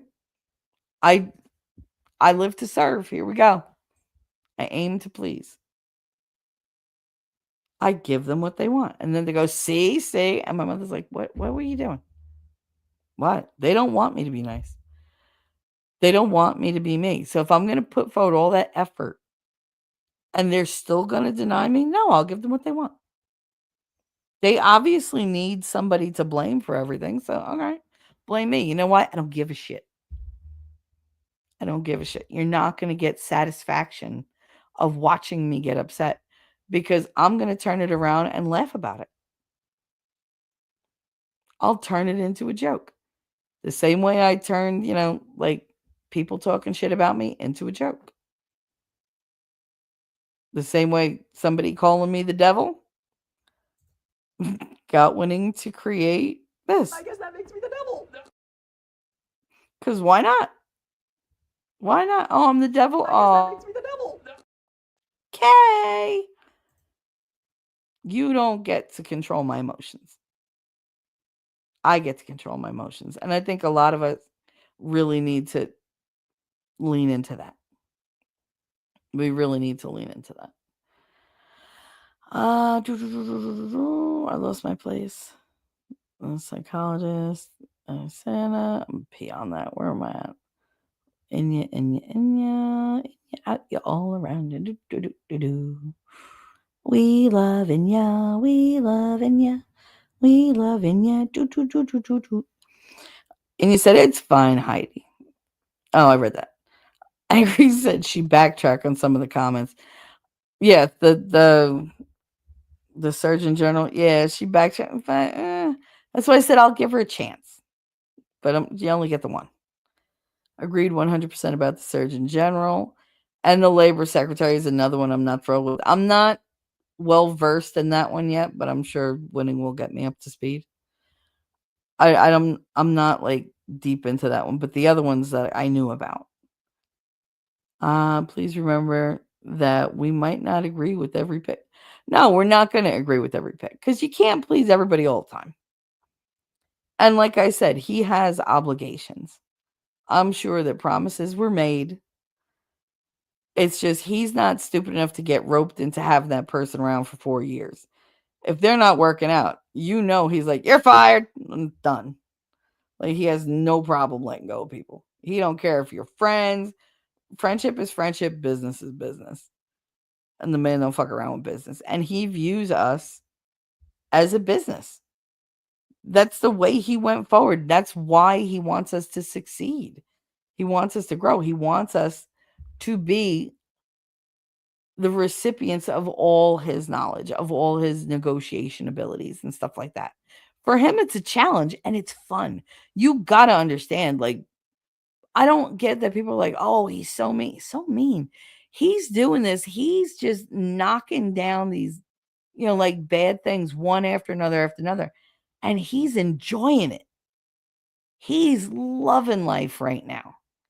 I'm sure he could he'd like to deal with less drama from bullshit artists, but he's really, really good. And he's really into it. And he gives all that he has to do it. That's one thing that they can't ever say about Trump. He never half-assed anything. He goes full throttle forward. And I dig that about him. I dig that he's decisive and he's ballsy. And he goes, oh, well, this. Look at Mexico and Canada. They're on board. They're like, oh, you want to like tax us out there? Oh, you know what? How about we'll cut back on the cartel. We'll do that on this side. We'll attack them on this side as much as we can and reduce the flow. Just don't come here. Like just don't come here and mess with me. There's like all these rumors. Oh, they're going to increase tariffs on their stuff to us. That's nice. What do we buy from them? Because I'm pretty sure whatever we buy from them, we can make here or get from somewhere else. They're not essential. The United States is an essential, creature in the world. It just is. Yeah, we weren't like that before, but everything centers on us a lot. Opinions, politics, whatever, across the globe. They need us. We don't really need anybody. We've made ourselves needy of other people, like other countries. But technically, we have everything we need to survive on our own. We don't need any other countries. We need them because we trade with them and whatever, but I'm pretty sure most of the stuff they grow or make, we could do here. And if we can't, we could do without. It's that simple. So, like, other countries need to be a little more wary of threatening us. It's like threatening somebody. You're playing on their basketball court, on their property, with their ball, and you're like, I'll go home. All right, go home. I won't play. All right, go. Like, this is all my shit. If you don't want to be part of the game and play and have some fun, then get the fuck out. But I'm gonna keep doing what I need to do to have fun.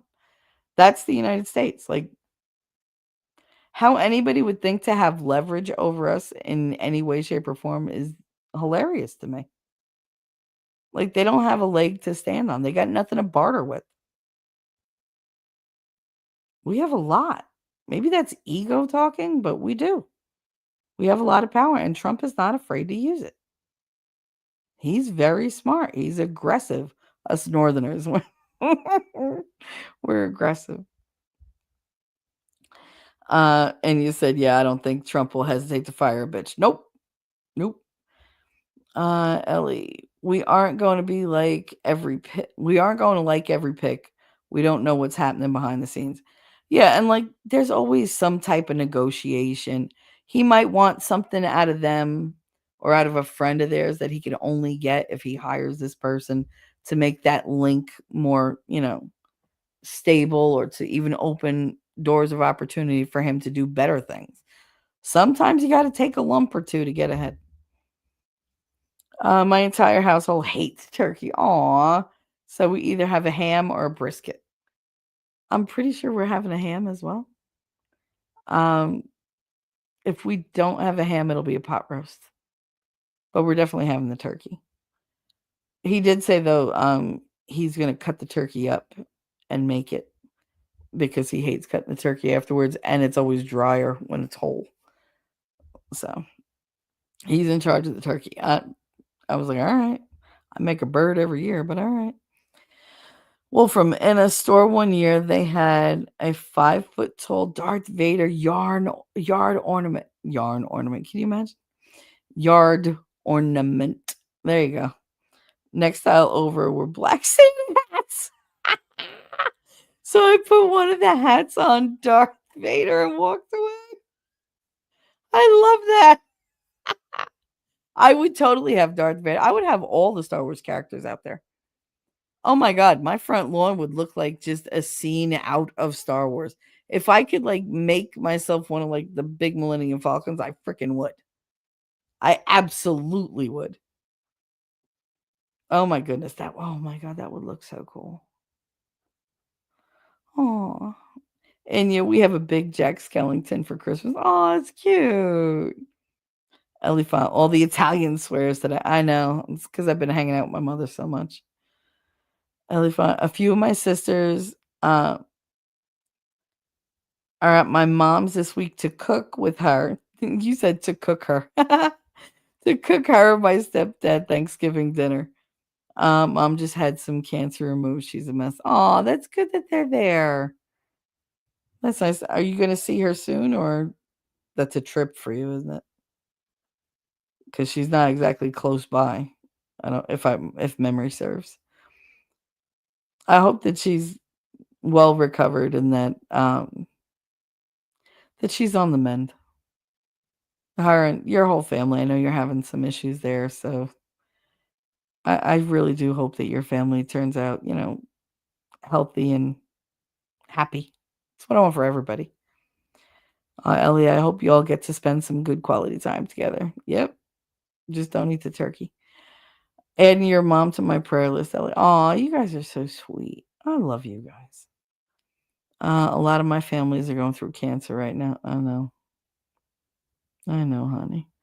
I feel guilty because I can't be with my mom. Both my sisters are in the middle of their own health issues, and the stepdad too. Yeah, it's a bad time for health. It really is. My mother and I compare pain every morning. What hurts? What hurts? What hurts? What hurts? And she's like, "You never say anything hurts until I ask because I'm not going to sit there and complain about it." She sits down, and as soon as she sits down, you hear, "Oh, oh, oh," and she's just waiting for me to go, "What?" And I, I won't do it. Every morning we go through it. Every morning she makes it, like, or ooh, ooh, ooh. And I just sit there doing my computer stuff. I'm like, la la la la la. Because she wants me to say, "Oh, what's the matter?" so that she could tell me. But here's the thing, I can see you're, hobbling or whatever. I don't want to sit here and compare pain. I don't, because I don't want to focus on it. I don't want to dwell on it. Instead, you want to have a conversation with me where we talk all about your pain and then you one up me in every area. Why? I don't understand that. The one upmanship. I'm a competitive bitch. I'm not competing to see who hurts more. That's so stupid. But apparently it's a thing in this house. It's like whatever. Everybody's giving well wishes for Ellie and her family. You're so sweet. She knows you love her and would be there if you could. Yeah, I mean, they know. Hey, T-Rex. They know. It's not that it won't come up later at some point if necessary, but, as long as you make a phone call or whatever and touch base, that's what you can do. You can't stretch yourself too thin and you can't work yourself too hard, because then who are you of use to? You got your own family to take care of. You got the kids, you got your husband. This just life in general takes a lot of energy, and sometimes you can't afford to put out all the energy other people outside your little inner circle need. You have to prioritize. You could feel bad about it, but you got to be practical too. You can't go doing all extra stuff when you don't have the means or the motivation or the time to do it. You're allowed to take care of you too. So you take care of you and your family. They know you love them, so that's got to be enough for them. And if it's not, like I told Katie, that little hill you're willing to die on, just climb over it and get the fuck over it. Like, it's not that big a deal. Worse shit has happened. I love you. You love me. At the end of the day, that's all that matters. My siblings and I seem to be the odd ones out because my mom is the youngest, which makes my siblings and I the babies of the family forever. Aw, you're forever at the kitty table. That's so cute. I'm 28 and my little brother just turned 20. Aw. Listen, I sat at the kitty table until I was 25 and had a husband. Because as long as I only had the kid, they were like, well, you go sit at the kitty table. You got the kid. Take your kid over there and take care of all the other kids. And then when I got married, they couldn't justify sitting me there. So I got to sit at the big people table. It's like, great. That was only in my aunt's house, though. My grandma's house, I always sat at the main table because it was my fucking house. T-Rex said, like I told Winning, now that Trump is back in office, though I voted for him, I am inherently distrustful, inherently spelt wrong, just so you know, distrustful of all politicians, including Trump. So I'm skeptical of him doing anything. You just like to look for the drama, T-Rex. Like, just be happy. God. I'm teasing. But be happy. Like, look to the bright side of things.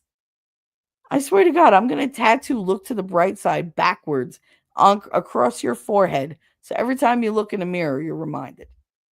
But you could read it. Andrea, how everything over in the land of Oz? What's going on? Why does the world think the USA has to step in? Because the USA has big noses and they like to stick it in people's business. Always. Always. They have to have a say. They just have to. It's incredible to me.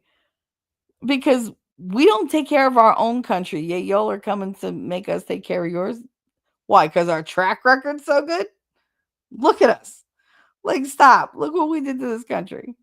Well, they did it, but we elected them, unfortunately. Trump needs to do a little whacking. Oh, yeah. He needs to do some definite yard work when it comes to his cabinet. But I think that's what he's doing. He's able to see through the actions of others, like not just the person that he appoints, but how the people around them in their circle react. And I think he gets a better handle on who's really on his side and with his, his vision. and who's not. And I think like sometimes you got to put somebody there that is just, they cause a reaction in other people. So you see a natural reaction and then you get a real read on that person and then you know what you're dealing with. I don't think he's gullible. I don't think he's naive. I think now he's extremely strategic. It's just we're not privy to what he's doing because he can't let the other side know what he's doing. And as they've proven, he's surrounded by, people who could be bought on both sides. Like everybody has these people who could be bought off to give you information. So they're investigating that aide of his, Boris, whatever, because apparently he's selling access to Trump. Like that's what he's selling. And so now Trump's lawyers, apparently, I read this morning, are investigating him and doing a full audit to see where his loyalties lie and what he's been doing. Andrea, Trump's middle finger to the world. Hell yeah. Let's see, what can we play for Angela?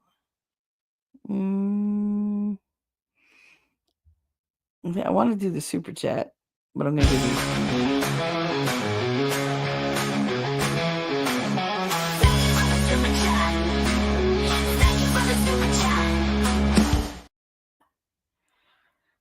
But you do deserve a little T-Rex. I'm gonna give you some T-Rex. Here we go.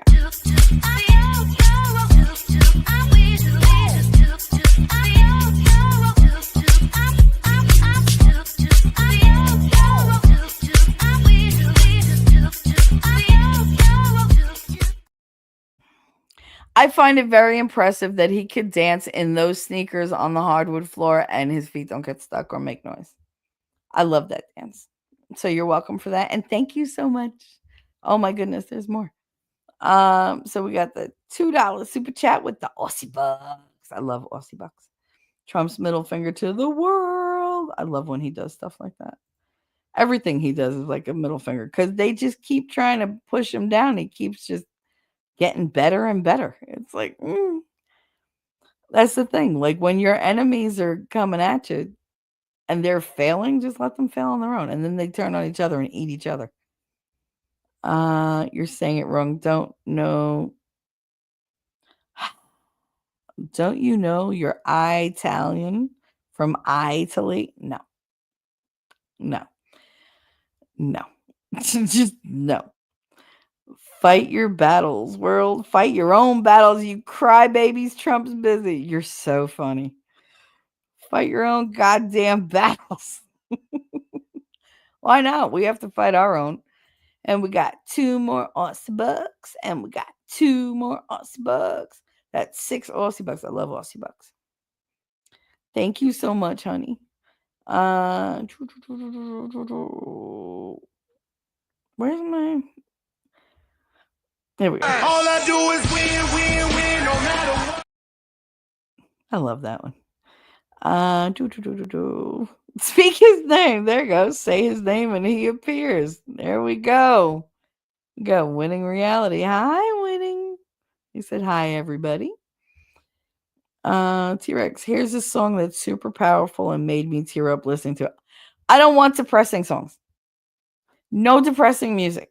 Oh my God. My daughter had the damn radio on the other day and that damn Perfect song by Ed Sheeran came on and I almost ripped the damn thing out of the wall to make it stop because it wouldn't turn off. And she was like, don't break it. I was like, fuck, I told you never play that song. Never. It sends me into such a spiral. That song is a horrible trigger for me. No worries, T-Rex. No one trusts truck drivers. Or track drivers either. But Andrew said, oops, sorry, language. I don't give a fuck about language. It's been over 2 hours. I literally said fuck within the first 2 minutes of this podcast. Are you kidding? What a FFFF. What a fucking mess he has to clean up. Are they going to charge Jill with elder abuse? I wish. I really do wish they would charge her with elder abuse. She's a horrible person. Andrew said bigger tits than mine. I'm saying that. Well, that one chick, her tits are bigger than mine. And I mean, I'm not lacking in any way, shape, or form. But, those are huge. Oh my goodness. Nah. Don't never ever be upset over somebody having bigger titties because they're going to wind up with back problems and their bras cost more. Just remember that. Okay. Think of it this way: if there's a tornado and they have to fit into like a tiny, like side closet crawl space, they're going to die in that tornado because their titties are too big. Plus, they're a lot more aerodynamic because they get picked up and they act like helicopter rotors and gone. So remember, small titties can be a good thing. I promise. I promise. Plus, when you're 90, you won't trip over them. There you go. I tell my mother all the time, every time she trips, I'm like, I tell you, tuck them in your socks, Ma. Tuck them in your socks. That poofed Zelensky should sell his leather shorts and heels and fund his own war. He is a big poof. Ugh, I can't. I just the fact that he's always in the same outfit, and then he comes here and he meets with Biden and he's all smiles. He wasn't smiling when he met with Trump. Nope. He was standing there wishing he was a foot taller. That's what he was doing. Probably shit himself a little bit. But he was like stone faced, and it's like, yeah, you should be, because that man knows exactly what you're about. Andrew said her tatas are where they should be. Mine are tripping acid. I just said that. That's all right. Just throw them over your shoulder like a continental soldier. I read a news report that got buried until after the election that said a neurologist visited the White House 17 times in 2024. What do you mean that came out after the election? We knew that well before. Well, I knew it before. I'd read an article on that. But then again, because for winning, I tend to go digging on stuff like that for him to have stuff for his show. That's not stuff that I cover, but I'm happy to look for it for him. Which obviously I do cover it since we're talking about it, but I don't need the visuals. I just talk. But yeah, no, they said that they were there. The neurologist was there 17 times. They refused to disclose any of the information. And that neurologist worked with the person who wrote the report that said that he was just a nice old man and shouldn't be, I guess, arrested or held to accountability or whatever. The one who said he didn't have to testify and say whatever about himself. That said he was just a happy old man with cognitive memory issues. Helicopter propellers. That's right, Heidi. Listen, women could do it. I mean, if they're that long or whatever, then you might as well just spin real fast and get airborne. But I was telling Winning this the other day. I was like, if we could switch bodies, right? If I could be him for a day, well, really any dude.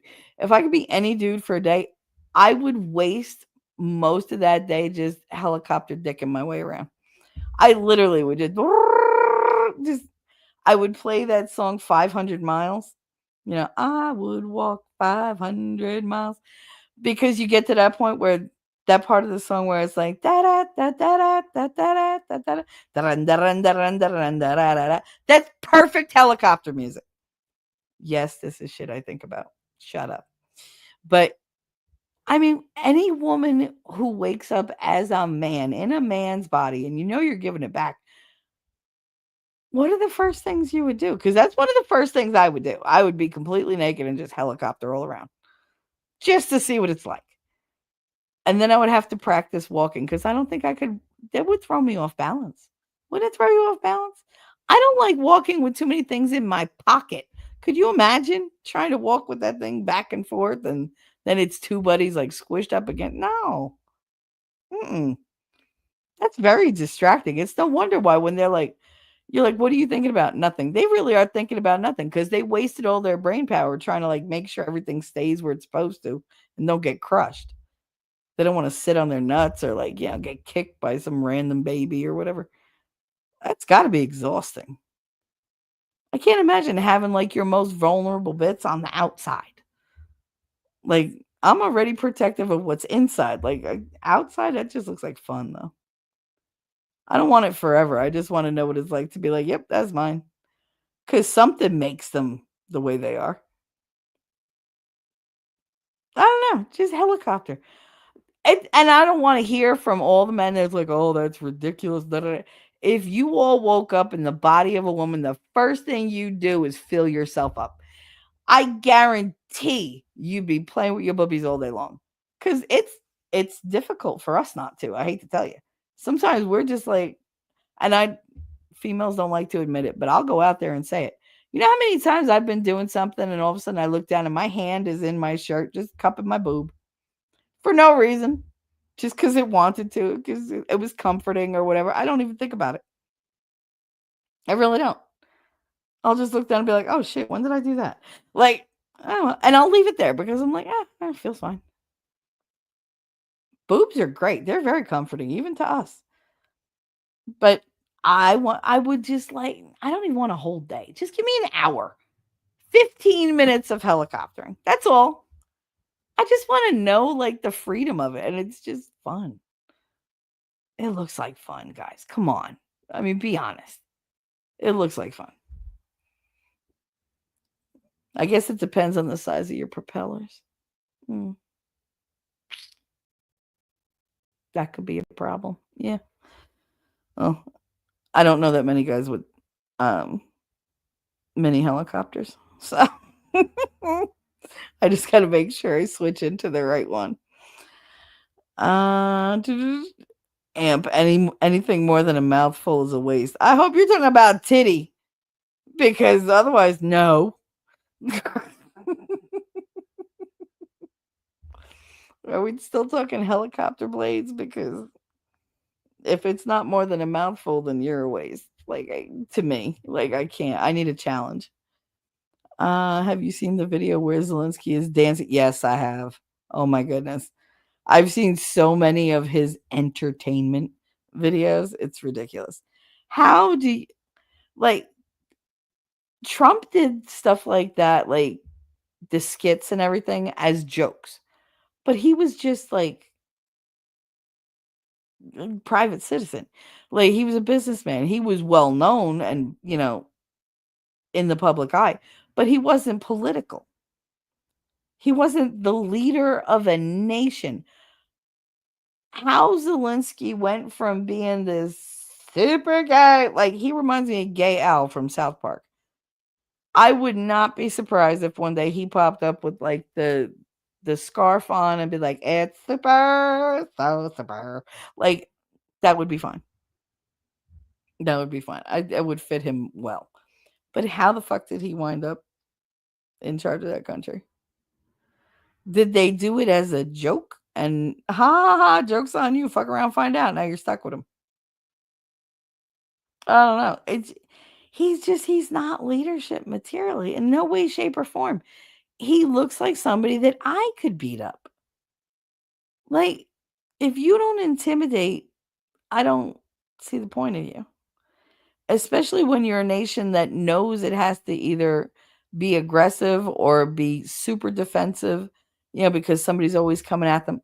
Like, you're not some little country that's tucked away in the, borderlines of like the border areas of Europe where all you do is have like sheep herding or whatever. Like, nobody wants your country because there's nothing there. If you're going to be the leader of a country that people constantly want to take back or take over, then maybe you need to have more balls than your average, government person. I'm just saying. And he don't strike me as ballsy. And he's not a good actor. I just think it's healthy to be skeptical of government, no matter who's in charge, no matter who's in power, seeing as they have the power to fuck up anybody's life without blinking an eye. I mean, that's the same for everybody. I'm not saying don't be skeptical, but you got to be hopeful as well. Like, don't be skeptical just to be skeptical. That makes no sense. You're just shooting yourself in the foot. So, like, look at the problem and then be like, you go take everything with a grain of salt, they say. But that doesn't mean you have to like be like, oh, and question every single thing they do. Yeah, if it makes sense, why would you take it back down and like I don't know, why would you pick it apart? Why go into something that hasn't even begun yet with a skeptical attitude?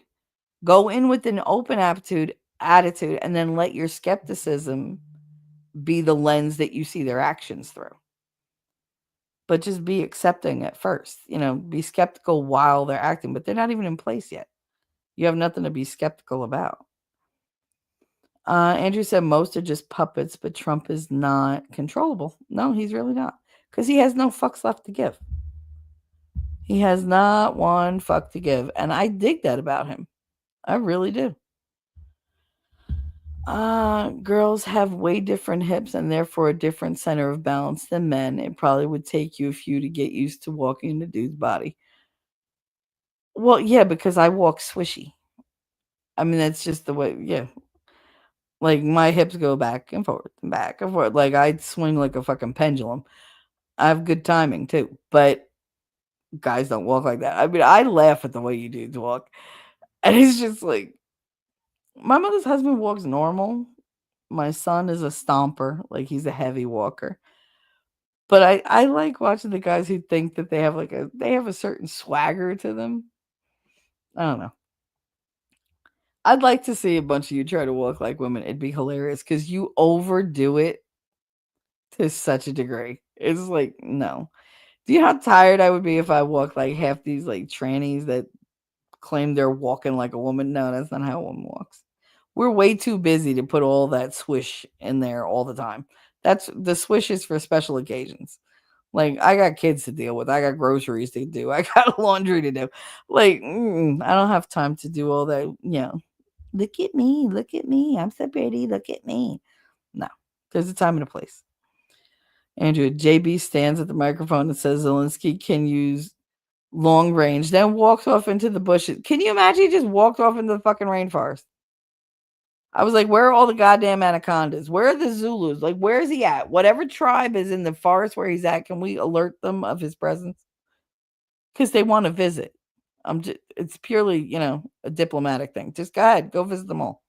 Be the ambassador for the United States to all the tribal nations. Go meet them all. And if you see a hippo or an alligator that are bigger than you, make sure you go say hi. Give them a little pat on the head and see what happens. Take Jill with you. I only go broad diving when I apparently drop crumbs. Yes. Oh my God. It causes itchiness. People do not, if they don't have, all right, dudes just don't understand this. One teeny tiny little crumb can bug you so much if it gets into your bra. It will itch. It's like, oh my God, that to the point where you're just like, oh my God, it's driving me crazy. And you can't empty it out because usually you're around people. The itch doesn't go away even once you remove the crumb because it's like a phantom itch. And then you wind up with just red underboob. Terrible. What the fuck, YouTube? I know. YouTube's being weird. I was so aggravated last night in Winning's chat because my YouTube booted me from chat. I swear to God, at least 10 times. Because it got to the point where I said, fuck this. And I switched to my phone and I just listened. And I was just like, no, because I can't take it. Because chat kept booting me out. So I just stopped talking. It was so aggravating. So aggravating. Same as JP jokes on the. Yep. Elephant. Not all women are like Shelly. Some of us forget we have boobs until we have to fish the crumbs out or walk into a door jam. Listen.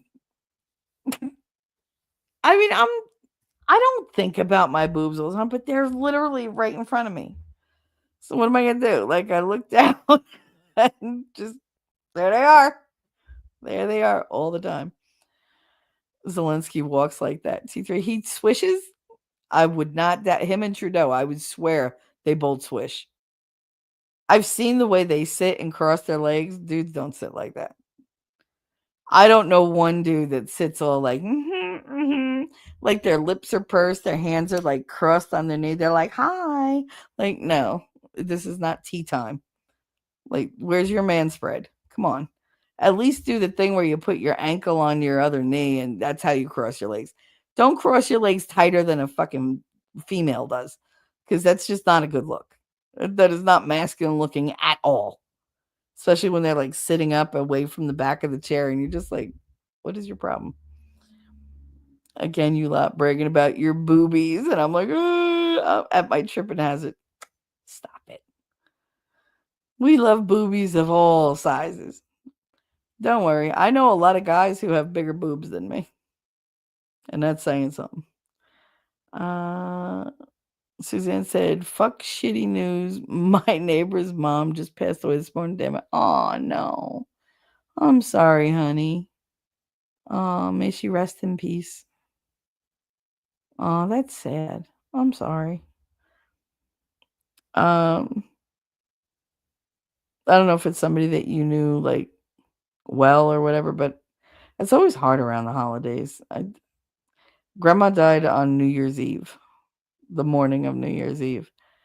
And it just, I was in a stupor. I don't remember the whole month of January, but I really don't remember anything about that night. I don't remember the new year. I don't remember any of it. And I know I celebrated the new year because my daughter was little and she was looking forward to me. So, you kind of got to suck it up and do it for the kids. But I don't remember any of it. That's sad. I'm sending them lots of love and prayer. More people add to my prayer list. That list is so long. I swear to God, and sometimes I'm like, God, you know the list. Do I have to say them all? At this point, can't you just bless the world and I'll tell you the people not to bless? Because that list is much smaller at this point. It really is. Just like, oh, I feel bad. Suzanne, Andrea, I'm crying now. My boy just came in and told me, oh, sending hugs your way, Suzanne. I'm so sorry. I am. I'm so sorry. She was your smoking buddy. Aw. Oh. Well, it's good that you got to enjoy some time with her. You got good memories because you don't have bad memories with smoking buddies because you either commiserating or you're laughing. Either way, it's a good thing, to have that relationship. So I'm glad you have those memories, but I am sorry for her loss. Yeah, cancer sucks. It does suck. But like I was saying before, there's the whole court case thing today. We'll see how that turns out. But it had me thinking about like internet life and everything. And it's really hard sometimes being part of the internet life, being a streamer or whatever.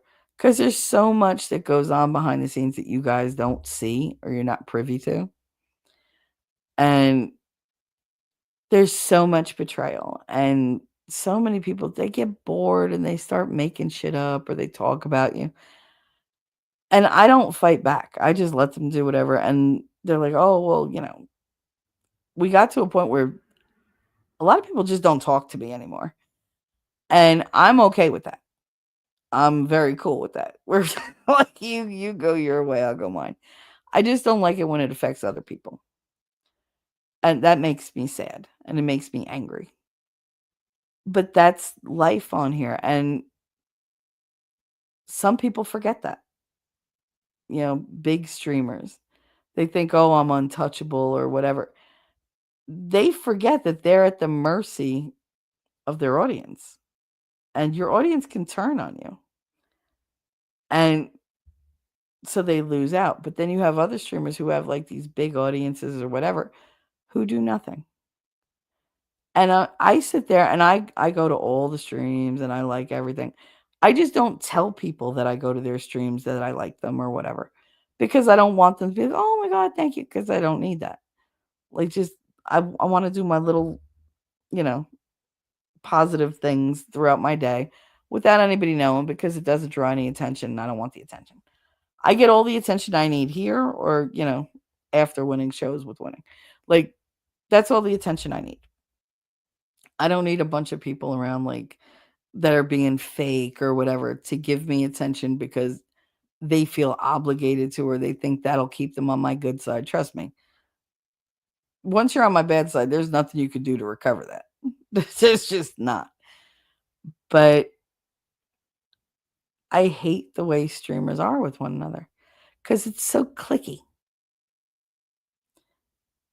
And when they choose to push you out of the clique, they don't tell you why. You don't find out why, but you suffer for it. And it's not fair.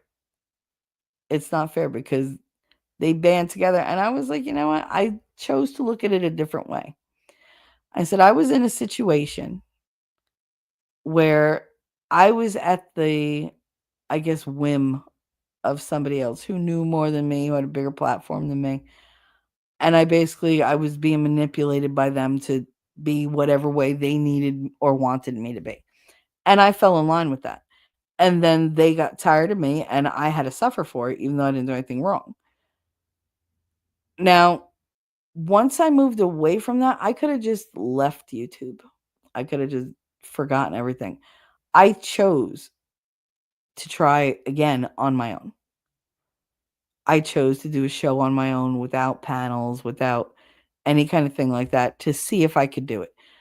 Now, I had a certain amount of success, but I think I've probably taken it as far as I can, and that's fine. Because I know I do it completely by myself. I don't rely on anybody else to draw an audience in for me. Like if you're here, it's because you want to talk to me or you want to hear from me or you just want to hang out. Because I'm here. I'm what you came to talk to. That means more to me than if I had 9 other people up here and I'm pulling in hundreds and hundreds of people who aren't really invested in what's being said, who aren't invested in what I'm trying to talk about. I'd rather have 5 to 10 people here who are honest and loyal and real and who have that kind of understanding that I have and the respect for each other to be polite, to be decent. And also what you guys bring is you bring a real affection for each other. You're not just nice to one another. Anybody can be nice. You're kind to one another and to me. To me, that's more valuable than 300 people sitting in chat being ridiculous. So I wanted to say for Thanksgiving, I am thankful. 1, that I don't have to deal with most of my family. 2, I have my winning who always, always lifts me up. And 3, I have you guys. Because you come here because you like me. You just do. You like me or you like being here or you like just hanging out. You like each other. And there's no jealousy and there's no competitiveness. There's no pettiness. And it's a really heartwarming place to come to whenever I can because y'all are consistent. You're building trust with me because I don't trust easily.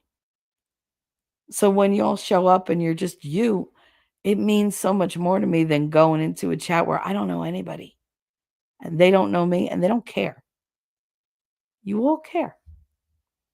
And I just want you to know you've got me through some really dark times. Really dark times. And I love you for it. So when you go to your holiday meals, remember your family, they might be toxic. They might be a pain in the ass. But maybe with kindness, you can get them to be a little gentler. Worked on me. Y'all worked on me. I'm abrasive as fuck. And yet you turned me into a mush. So maybe there's hope for them too.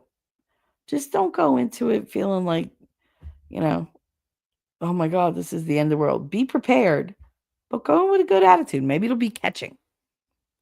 Maybe everybody will feel, the positivity in some little way.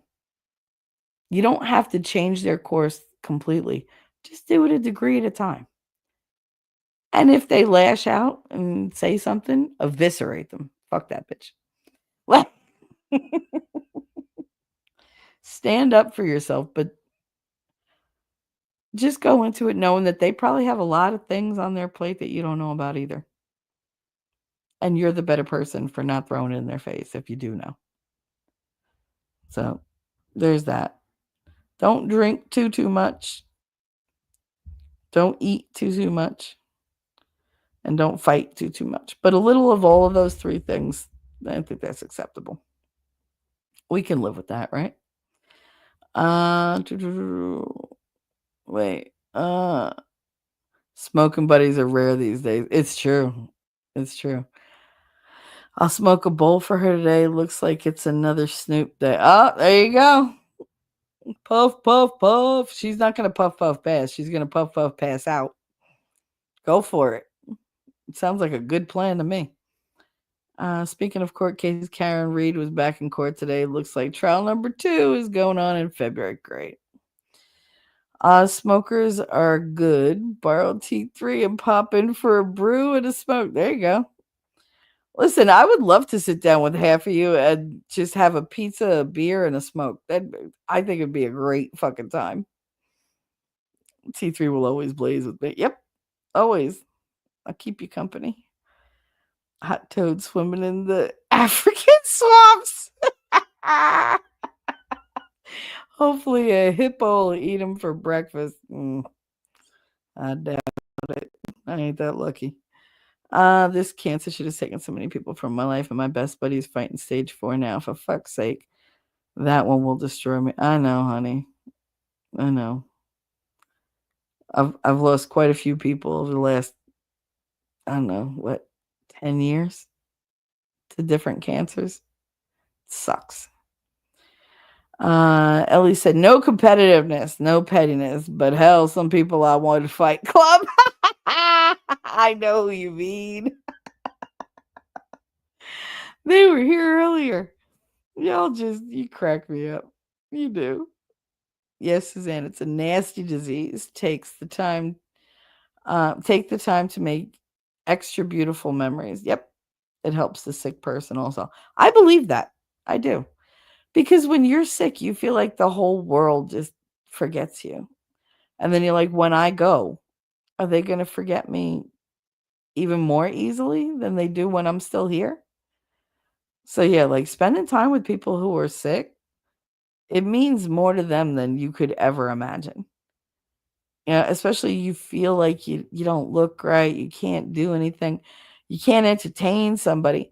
So it's like nobody wants to be around me because I'm sick and boring, and I look like, you know, fucking death warmed over.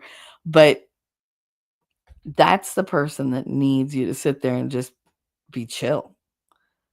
Not to sit there and be like, oh my God, they don't want to be fawned over. They just want you to sit and kick back and, yeah, tell me, spill the tea. What are the rumors? Like, what's going on?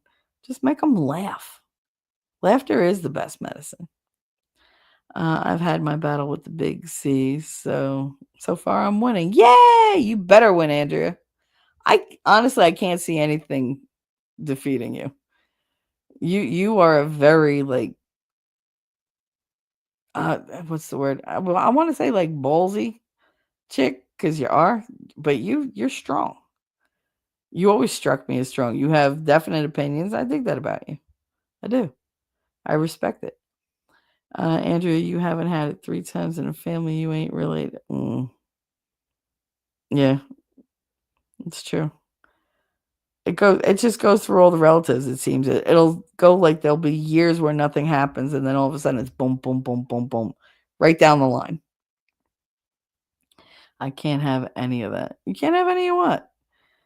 I would love to get you Snoop level. Oh, the substances. You can't have food. Food is an addiction. It's all right. Have some extra cake. Are you making cakes or are you making pies? I have to make an apple pie because apparently my mother's going shopping for the pumpkin pie. She's going shopping for the coconut custard, but she wants me to make the apple. I was like, why didn't like I would have just made the pumpkin pie. I make an amazing pumpkin pie. I was gonna make a pumpkin cheesecake, but she was a little mouthy, so no, I'm not.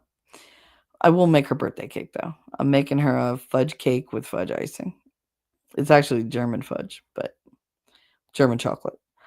I had a run there a few years back. 3 had the C, and 1 got through, but he died from early onset Alzheimer's. Yeah, that's the thing with the big C. If it doesn't get you, it weakens you to the point where other things are like, "Oh, I'm here too." Yeah, I'm tired of people being sick. Let's just heal the world. Let's eat better, drink better, behave better, and let's just be better. How about that? Can that be our goal for 2025? Just make everybody a little bit better. Physically, emotionally, psychologically. And if they're beyond help, like psychologically, can we lock them up? I refuse to go in for any testing. Nope, not gonna. That's my mother. My mother refuses to go to the doctor because she's afraid they'll find something and then she'll die. She's like, if I don't know about it, it's not there. Okay, that's not how it works, but if that's how you want to see it. He was 49 and at diagnosis and died at 54. Yeah. And that's the thing. Most people, like, there are some cancers go away for like a lifetime once they go.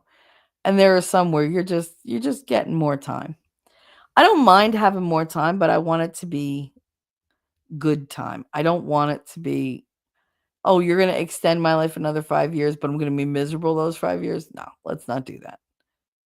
I want to negotiate. Like, all right, I don't need the full 5 years. Can I get 2 good years and then just that's it? Like, can I trade in my 5 meh years for 2 really good ones? How about 1 really good one?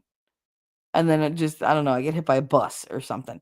Like, that's fine this way. Yeah, because I don't want to get to that point where I'm a burden to somebody else.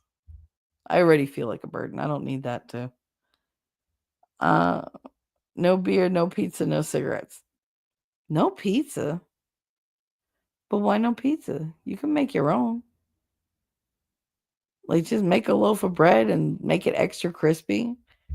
Hollow out the insides and make yourself a pizza. You don't eat pizza? That hurt my heart, Ellie. I can't eat cake or pizza. I can't eat hardly any carbs anymore. Oh my goodness. What about if you made the pizza without the dough? Like, can you still eat cheese? Because you could just make the pizza like on lettuce, or you could just put it on top of like a hamburger or something. Like, have a hamburger pizza. German chocolate. I know. I love making chocolate cake. I love making chocolate cake. Suzanne Elephant, that would kill me. Yeah, I would not. Listen, nachos, tacos, pizza, cheese of any kind, sour cream, they all make my stomach sick. Like, my stomach doesn't like any of that stuff. Do you think I'm going to stop eating them? Fuck no. If I let my stomach like dictate everything I did, then it would be a very different life. And I don't like to deny myself cravings. I won't overindulge, but like, if I want a nacho, like if I want nachos, I'm gonna have a nacho. Whether it's 1 or 2 or 3, it doesn't matter. But I'm gonna have that nacho, and then the craving goes away. Otherwise, it'll be in my head for days and days and days, and nobody wants that. I have to make some weird concoction in lieu of pie this year. Why? Like, what about like icebox cake? That's like graham crackers with vanilla pudding, then another layer of graham crackers, then chocolate pudding, then another layer of graham crackers, and you could put like another vanilla or chocolate or whatever. You could do all chocolate, all vanilla, but it's just graham crackers with pudding in between. You got to eat it the same day because the graham crackers, they get mushy after a while. But that's a easy dessert, and it's really tasty. You'd be surprised how good that is. It's refreshing. Uh, I'm taking crushed pecans, pumpkin pie spice, and coconut whipped cream and making parfaits with no sugar. That's all. Those sound good. I mean, but what about berries? No berries? Because with the pumpkin, I would think like raspberries or blackberries would go good with the pumpkin. Or maybe like some dried cranberries or whatever. I love dried cranberries. Cherries too go really well with pumpkin. I can't have hardly any salt. Aw, I'm sorry, Ellie. Damn, I'm so Italian. You saying that you can't have gravy is like, like you might as well just tell me that you're taking away my children. Like that's just literally a staple in my life. Suzanne, do you hear yourself speaking? Um, do you hear yourself speaking in Italian when making pizza on lettuce? What the fuck goes on in that head? Because I have to be able to change things for people's diets. Like sometimes when I make stuff for my mother, I don't put certain ingredients in because she doesn't react well to them. Same way with Connor. Like I've learned to make a lot of desserts that were usually full of like walnuts or whatever without. I can get the flavoring in there, but it can't be an actual walnut or whatever. So, I mean, I've had to learn to improvise in ways that hurt my heart. Yes. Nope. Sugar and carbs. Damn. Suzanne said Michelle, and I was like, who the hell is Michelle? Then I remembered that Shelly's real name. Yeah, usually the only one she calls me Michelle and Darth calls me Michelle. That's pretty much they're the only two. They're the only two. For some reason, Nick now calls me Triple T, and I want to punch him. Joe calls me 3T, and it's just like everybody else just calls me Shelly. My mother asked me that question yesterday. She said, "Did they know your real name?" I said, "Yeah, they know my whole name."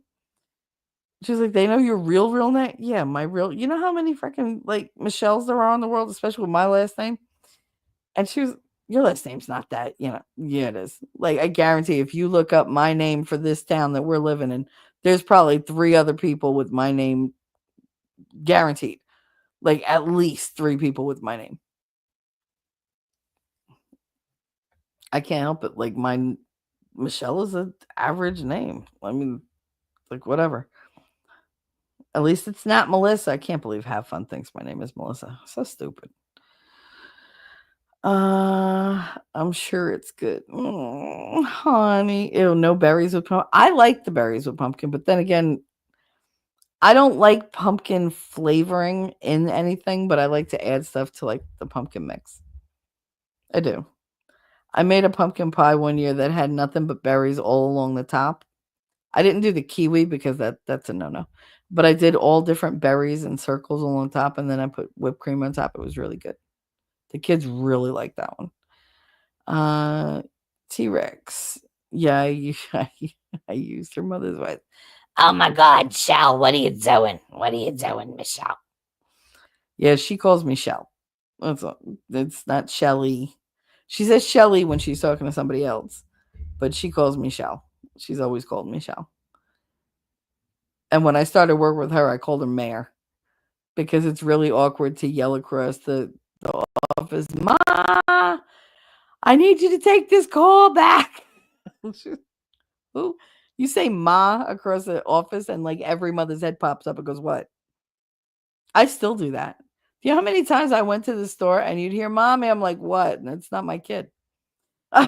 It's just like, what? It's the automatic. Every mother is like, what? What happened? Oh, you're not mine. Okay. False alarm, false alarm. Um, I agree, Susan. Yep. My sister had non-Hodgkin's lymphoma, B and T cell stage 4 at the same time. Oh my God. And was allergic to the treatment. Aw. If it comes back, it'll be in her lungs remission 20 years. I'd be lost without her. Well, you're just not going to let that happen. You're just not going to put that out in the universe. So two. No. So it's not going to happen. Right, God? You listening? Universe, you're on board here, right? Because I do honestly believe in speaking that stuff out and saying, no, this is not going to happen.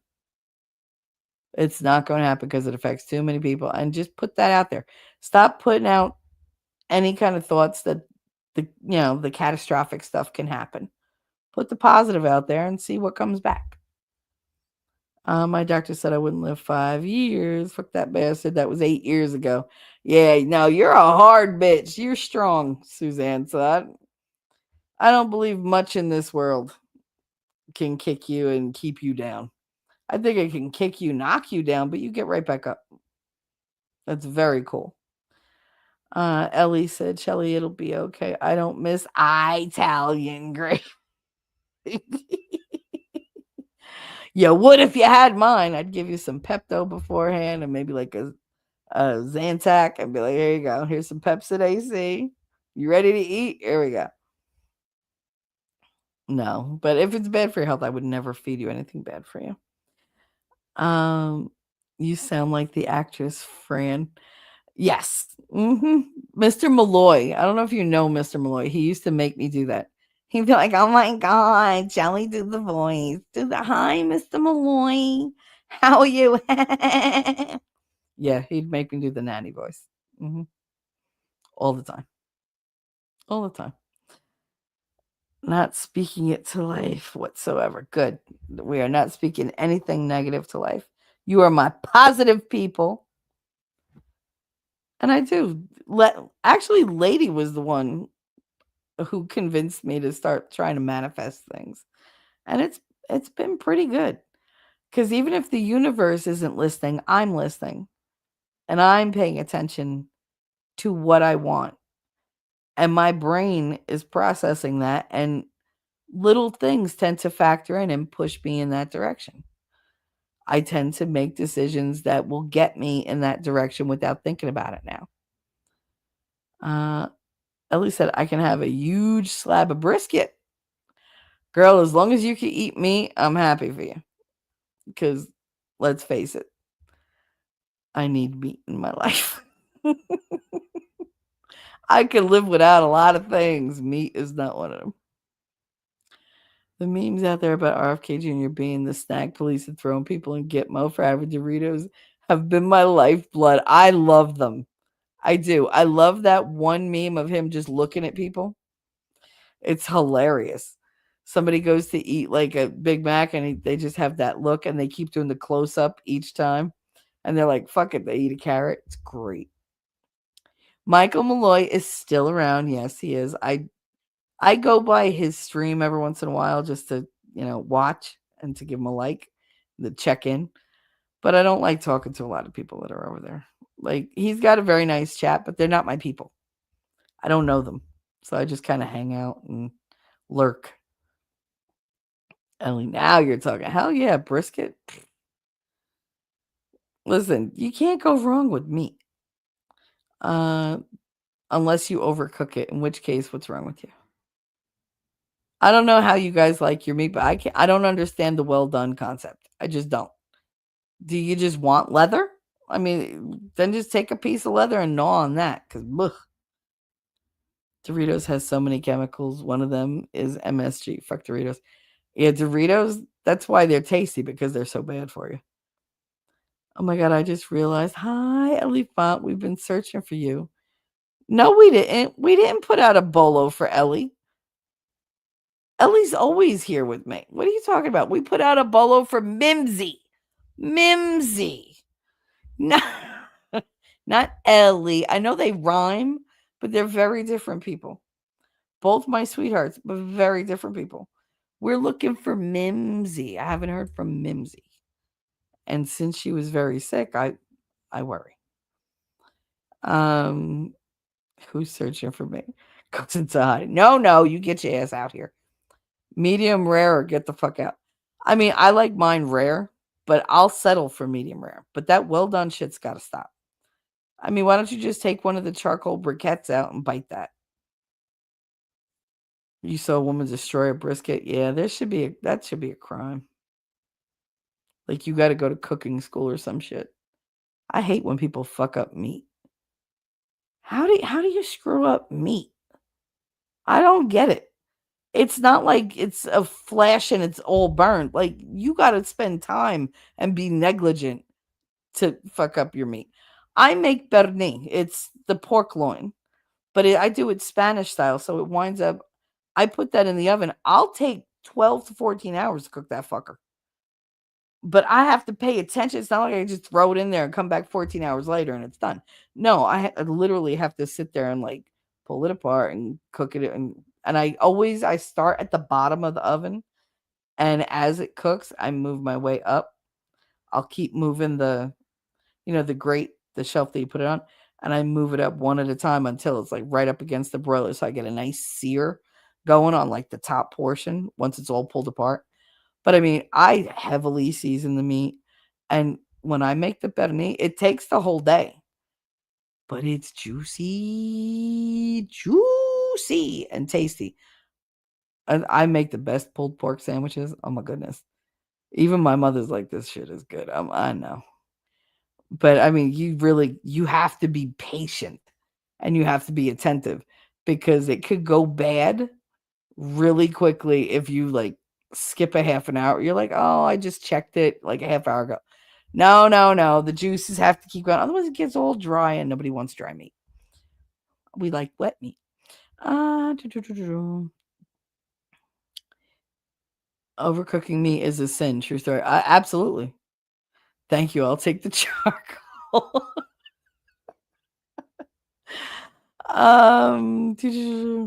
What is brisket? What kind of meat? Brisket is what? Like the back end, isn't it? It's like is it the shoulder or like the hip section? I can't remember. But it's almost like a roast. It's like a big chunk of meat. And it's very, very delicious, but I've seen people do a brisket bad. Like they did that brisket dirty. I'm like, that poor cow had to die for you to massacre it again. Like once wasn't enough. If you could use the meat as a weapon, you cooked it too. If somebody with dentures can't eat the meat, then it was cooked way too long. Because you're literally gonna like pull your teeth right out of your face. I like my steak anywhere from medium rare to medium well. I'm not a fan of rare or blue. My teeth, your typos are amazing. My teeth, TEATH, aren't sharp enough to chew completely uncooked meat anymore. I don't know. My teeth are sharp as shit. I don't have the energy to sit there and chew that much. That's why, like, I bought salted deluxe Planters nuts the other day, and I took a handful and I just threw them in my mouth because I was in the middle of doing something and I wanted a snack. And 5 minutes later, I was still chewing. I was like, God, when did this become like, oh my God, can I not just like chew, chew, chew, swallow? No, it was like 5 minutes of nonstop chewing. I was like, oh my God, my mouth is so tired. That was it for me for the day. Twat Waffle cooked it in Tia Maria. It comes out like a brick. Oh, you couldn't cut it. It was rock hard and short as fuck. That's hilarious. I just got part, thank goodness, so I get to sleep now. You go to sleep, T-Rex. I hope you're feeling better. And I hope we get to talk to you later today or tomorrow. But get some sleep, honey. Thanks for coming by. I appreciate it. And have a happy Thanksgiving if I don't talk to you. Early fun. According to Wikipedia, brisket is a cut of meat from the breast or lower chest of the beef or veal. Really? I always thought it was the shoulder. Maybe that's just maybe the roast is from the shoulder. It's a large brisket. She got mad at me when I used it as a door stopper. Brisket is the breast of a cow. So titty meat. Good to know. Good to know. Oh, I thought it was the hip. Yeah, I learn something new every day. Yeah, I thought it was the shoulder or the hip. brisket, but not like where the udders are, but from like the front of the chest. All right, so like right that one, if you look at a cow that's standing up, I guess their between their front legs, you see like that little bulge sometimes, and you see like the indent in the middle. Then one side would be the brisket. I could see that. I got a 20-pound brisket. 20 pounds, Jesus, on sale that has been in the deep freezer. It's been thawing for a week. I can't wait to cook it up. Oh my god. See, now I need to go eat because I haven't eaten since yesterday. I didn't eat this morning. So it's like, oh, and I'm thinking, do we have any beef? I don't think we do. Shelly, did your family look up how to field dress chickens or ducks yet? Yeah, Fredo is the one that's doing all that. He's in charge of the coop, he's in charge of the eggs, he's in charge of the slaughter. He's in charge of all the things that have to do with the chickens and the ducks.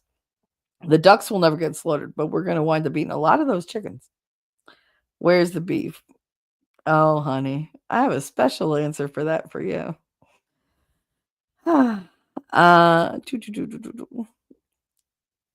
But yeah, no, he's researching all that stuff, and I'm researching a little bit on the side, but I've more been looking into the raised beds for the gardening because I want to make it as accessible to Katie as possible.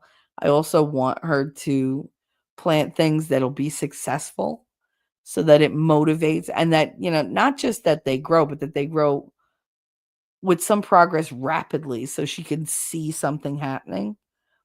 Like there's a lot of vegetables out there that you don't get a lot of vegetable, but it's a lot of like um frilliness about them. Like there's a lot of extra stuff. Like they have big leaves or they're like vines or whatever. I need something that's going to give her some type of like motivation to keep doing it. I want her to think that it's something that she's good at so that she gets better at it so she gets more reliant and self-sufficient. Full drink and half thinking that damn sexy voice. My sexy voice because I'm like sitting here and I'm going hoarse now because I've been talking for so long. But thank you.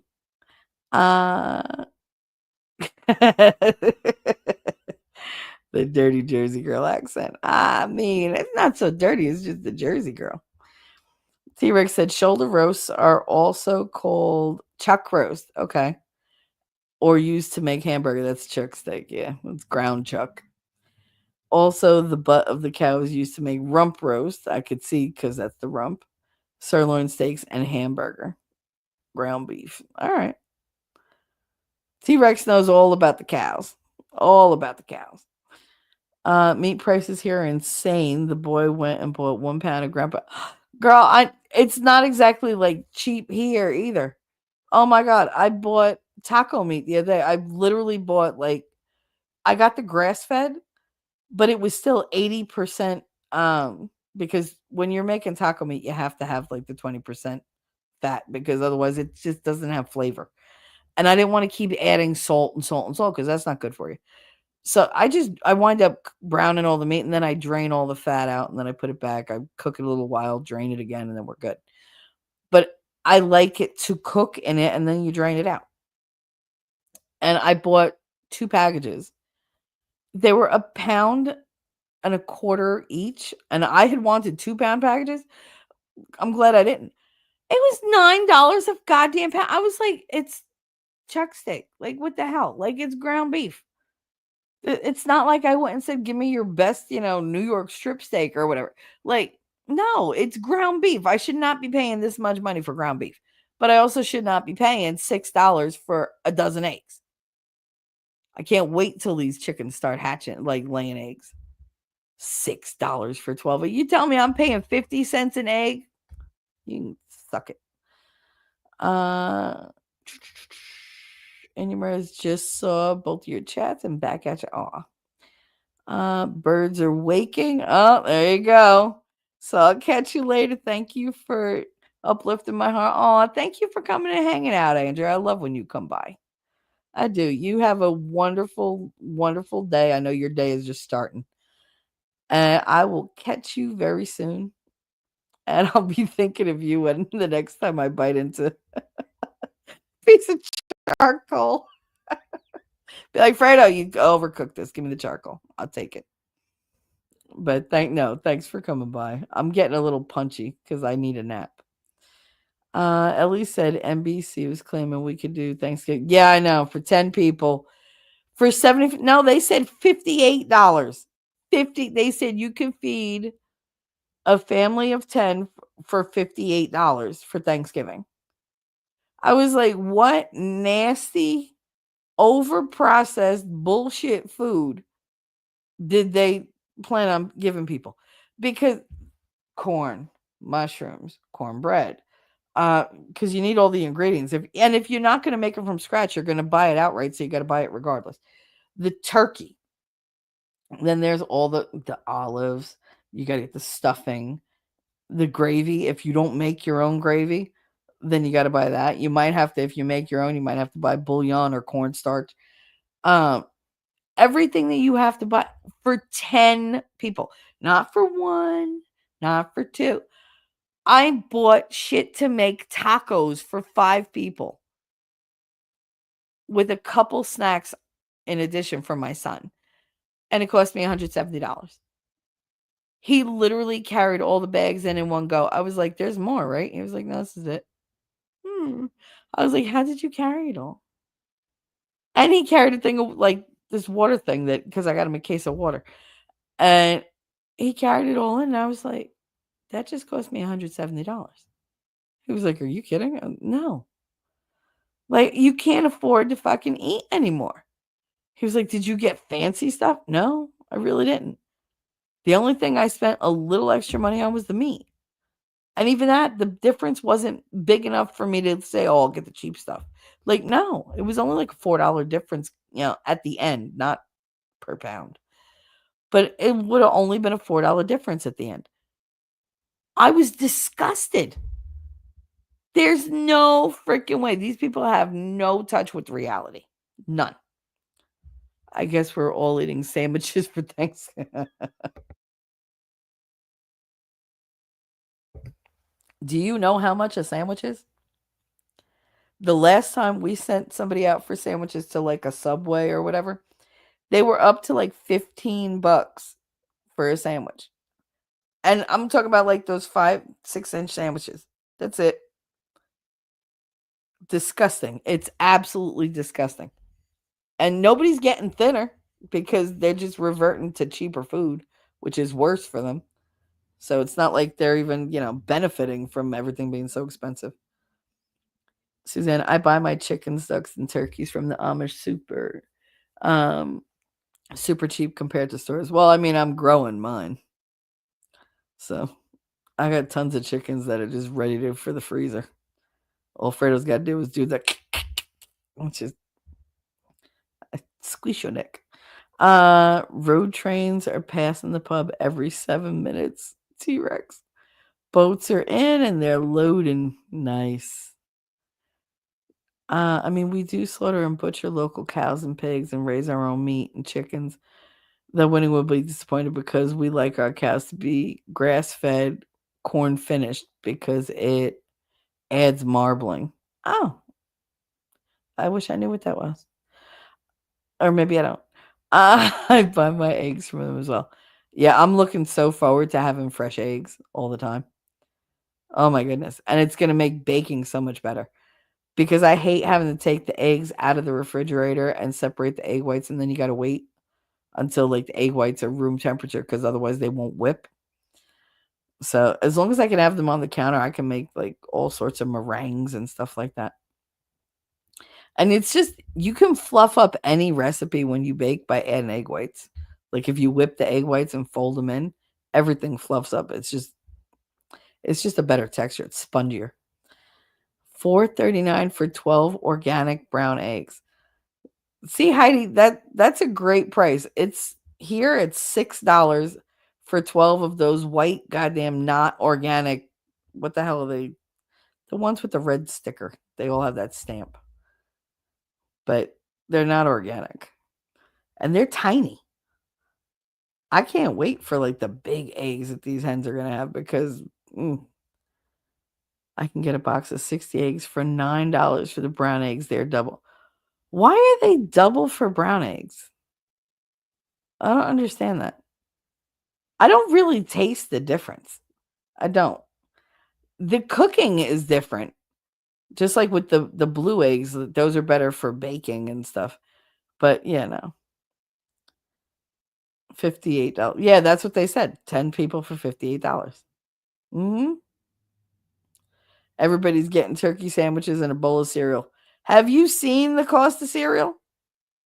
$7 to $8 for a box of Fruit Loops. Get out of here.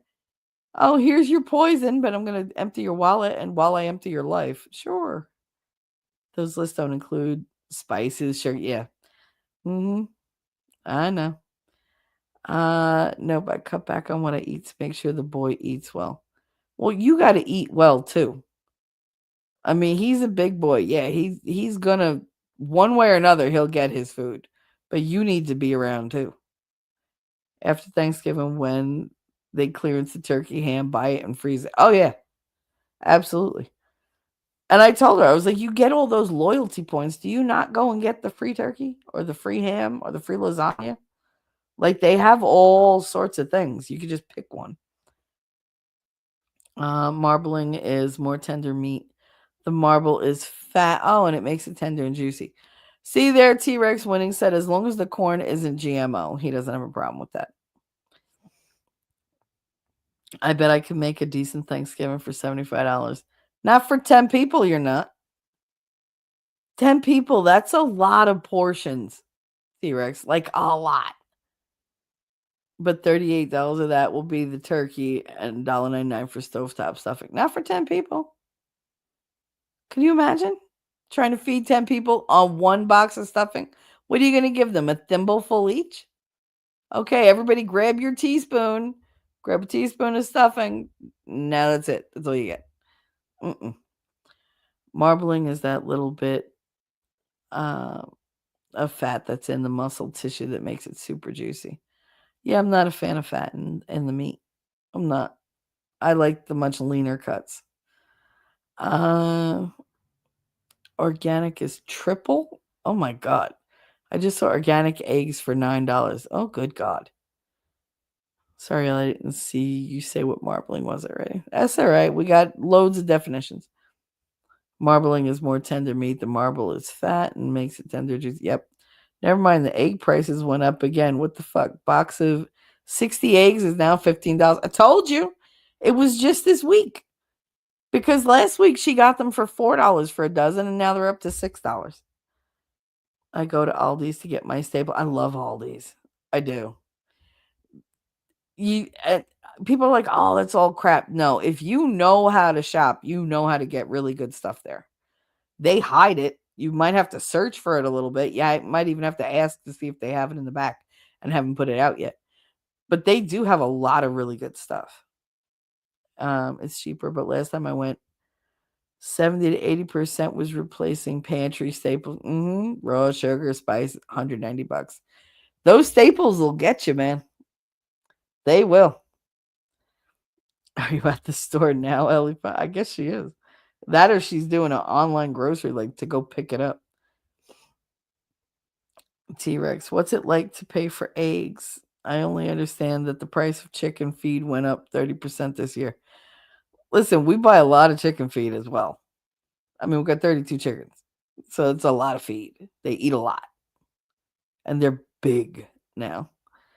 A lot of Aldi stuff is made without the crap. Yeah, you got to read the labels. That's the thing. People are like, oh, I don't like the look of the packaging. I'm not going to eat the packaging. I don't care if it's plain. The plainer, the better. Because if the box looks boring, then I know that whatever's inside is getting bought for what's inside. It's not getting bought because some freaking person came along and said, oh, look at the colors. Like, no, stop. Stop it. I don't know. I know packaging is important on most things, but when it comes to food, how about you just put on the front of the box if it's good or bad, what's in it? That's it. Like, if people are still buying that and the box is very plain, that tells me that what's inside is a higher quality than you would suspect. And then I usually look at that. Not at the store. I looked it up on an app. There you go. $7.29 for 18 large brown organic eggs at Kroger. Damn. That's not bad though. I mean, it's not great, but it's about on par with what they were last week. Like the $4 a dozen. But now $6 a dozen is ridiculous. And it's not even organic. Damn, Ellie, I was gonna ask you to take us chat to the cookie owl. Oh my god. The cookie owl. Are you kidding me? Hey Shelly, for your layer hens, I would suggest getting crushed oyster shells to mix into their feed so your hens don't start trying to eat their own eggs to get the calcium back into their systems. Oh, okay. I will tell Alfredo. He's in charge of them. You realize these chickens like perk up whenever they see him. They follow him all around the basement. I told you they learn to unlock the gate so they escape all the time. So he had to build a better lock for the gate because he opened the basement door and they were all over the basement, like everywhere in every room. I was like, oh, that's good. That's great. Just spread the chicken cooties all over. It was like the only two that behaved were the ducks. They stayed in the pen. I was like, they were probably like, hey, all the chickens left. We have it all to ourselves. They're like the kids kicking back when the parents leave the house. It's doable. I can't have cookies. So mean at Wolfram. Aw. I bet you. I mean, can't you make cookies out of like different vegetables? I know that's not the same, but there's got to be some kind of trick, Ellie, so you can get what like a taste of something you want. Anyway, all right. Now you all keep talking about food. I can't with you because now I'm really hungry. So everybody have a wonderful Thanksgiving. Thank you for coming by and hanging out. I am going to go and, I got to make her birthday cake. Damn it. Let me go do that now before I get pent up later and like get into Winning's show. If he's having a show tonight, I'm sure he is. Because once that starts, I don't do anything else. He gets my full attention. So let me go make that damn cake now so it's ready. But thank you guys for coming by. Have a happy Thanksgiving. There you go. See, I can speak. Kind of. And just take care of yourselves. And I will see you. I'm not going to do a show on Thursday, but I will see about doing one Wednesday or Friday. Probably not Wednesday, but maybe Friday. I think Friday is a good day for a pop-up stream. So everybody enjoy, eat well, and I will see you in the Funny Papers. Bye. Mwah. Jersey girl, I know that you're a Jersey girl inside. 4 a.m. at a diner, stop singing, living on a And doggone it, people like me. I'm thinking maybe you're a Jersey girl with all those highlights in your hair. No other girl can move like you. We pump our fists, damn right it's true. And I don't care what they might say, they'll never get us anyway. So be my Jersey girl, and take a little ride with me tonight. And let's get dirty, girl. I know that you're a Jersey girl inside. The way you turn it up, turn me on, and then you take it off. Make it hot, make it loud. We'll wake the whole town. Jersey girl, I know that you're a Jersey girl inside. Who the fuck starts a conversation like that? I just sat down. Be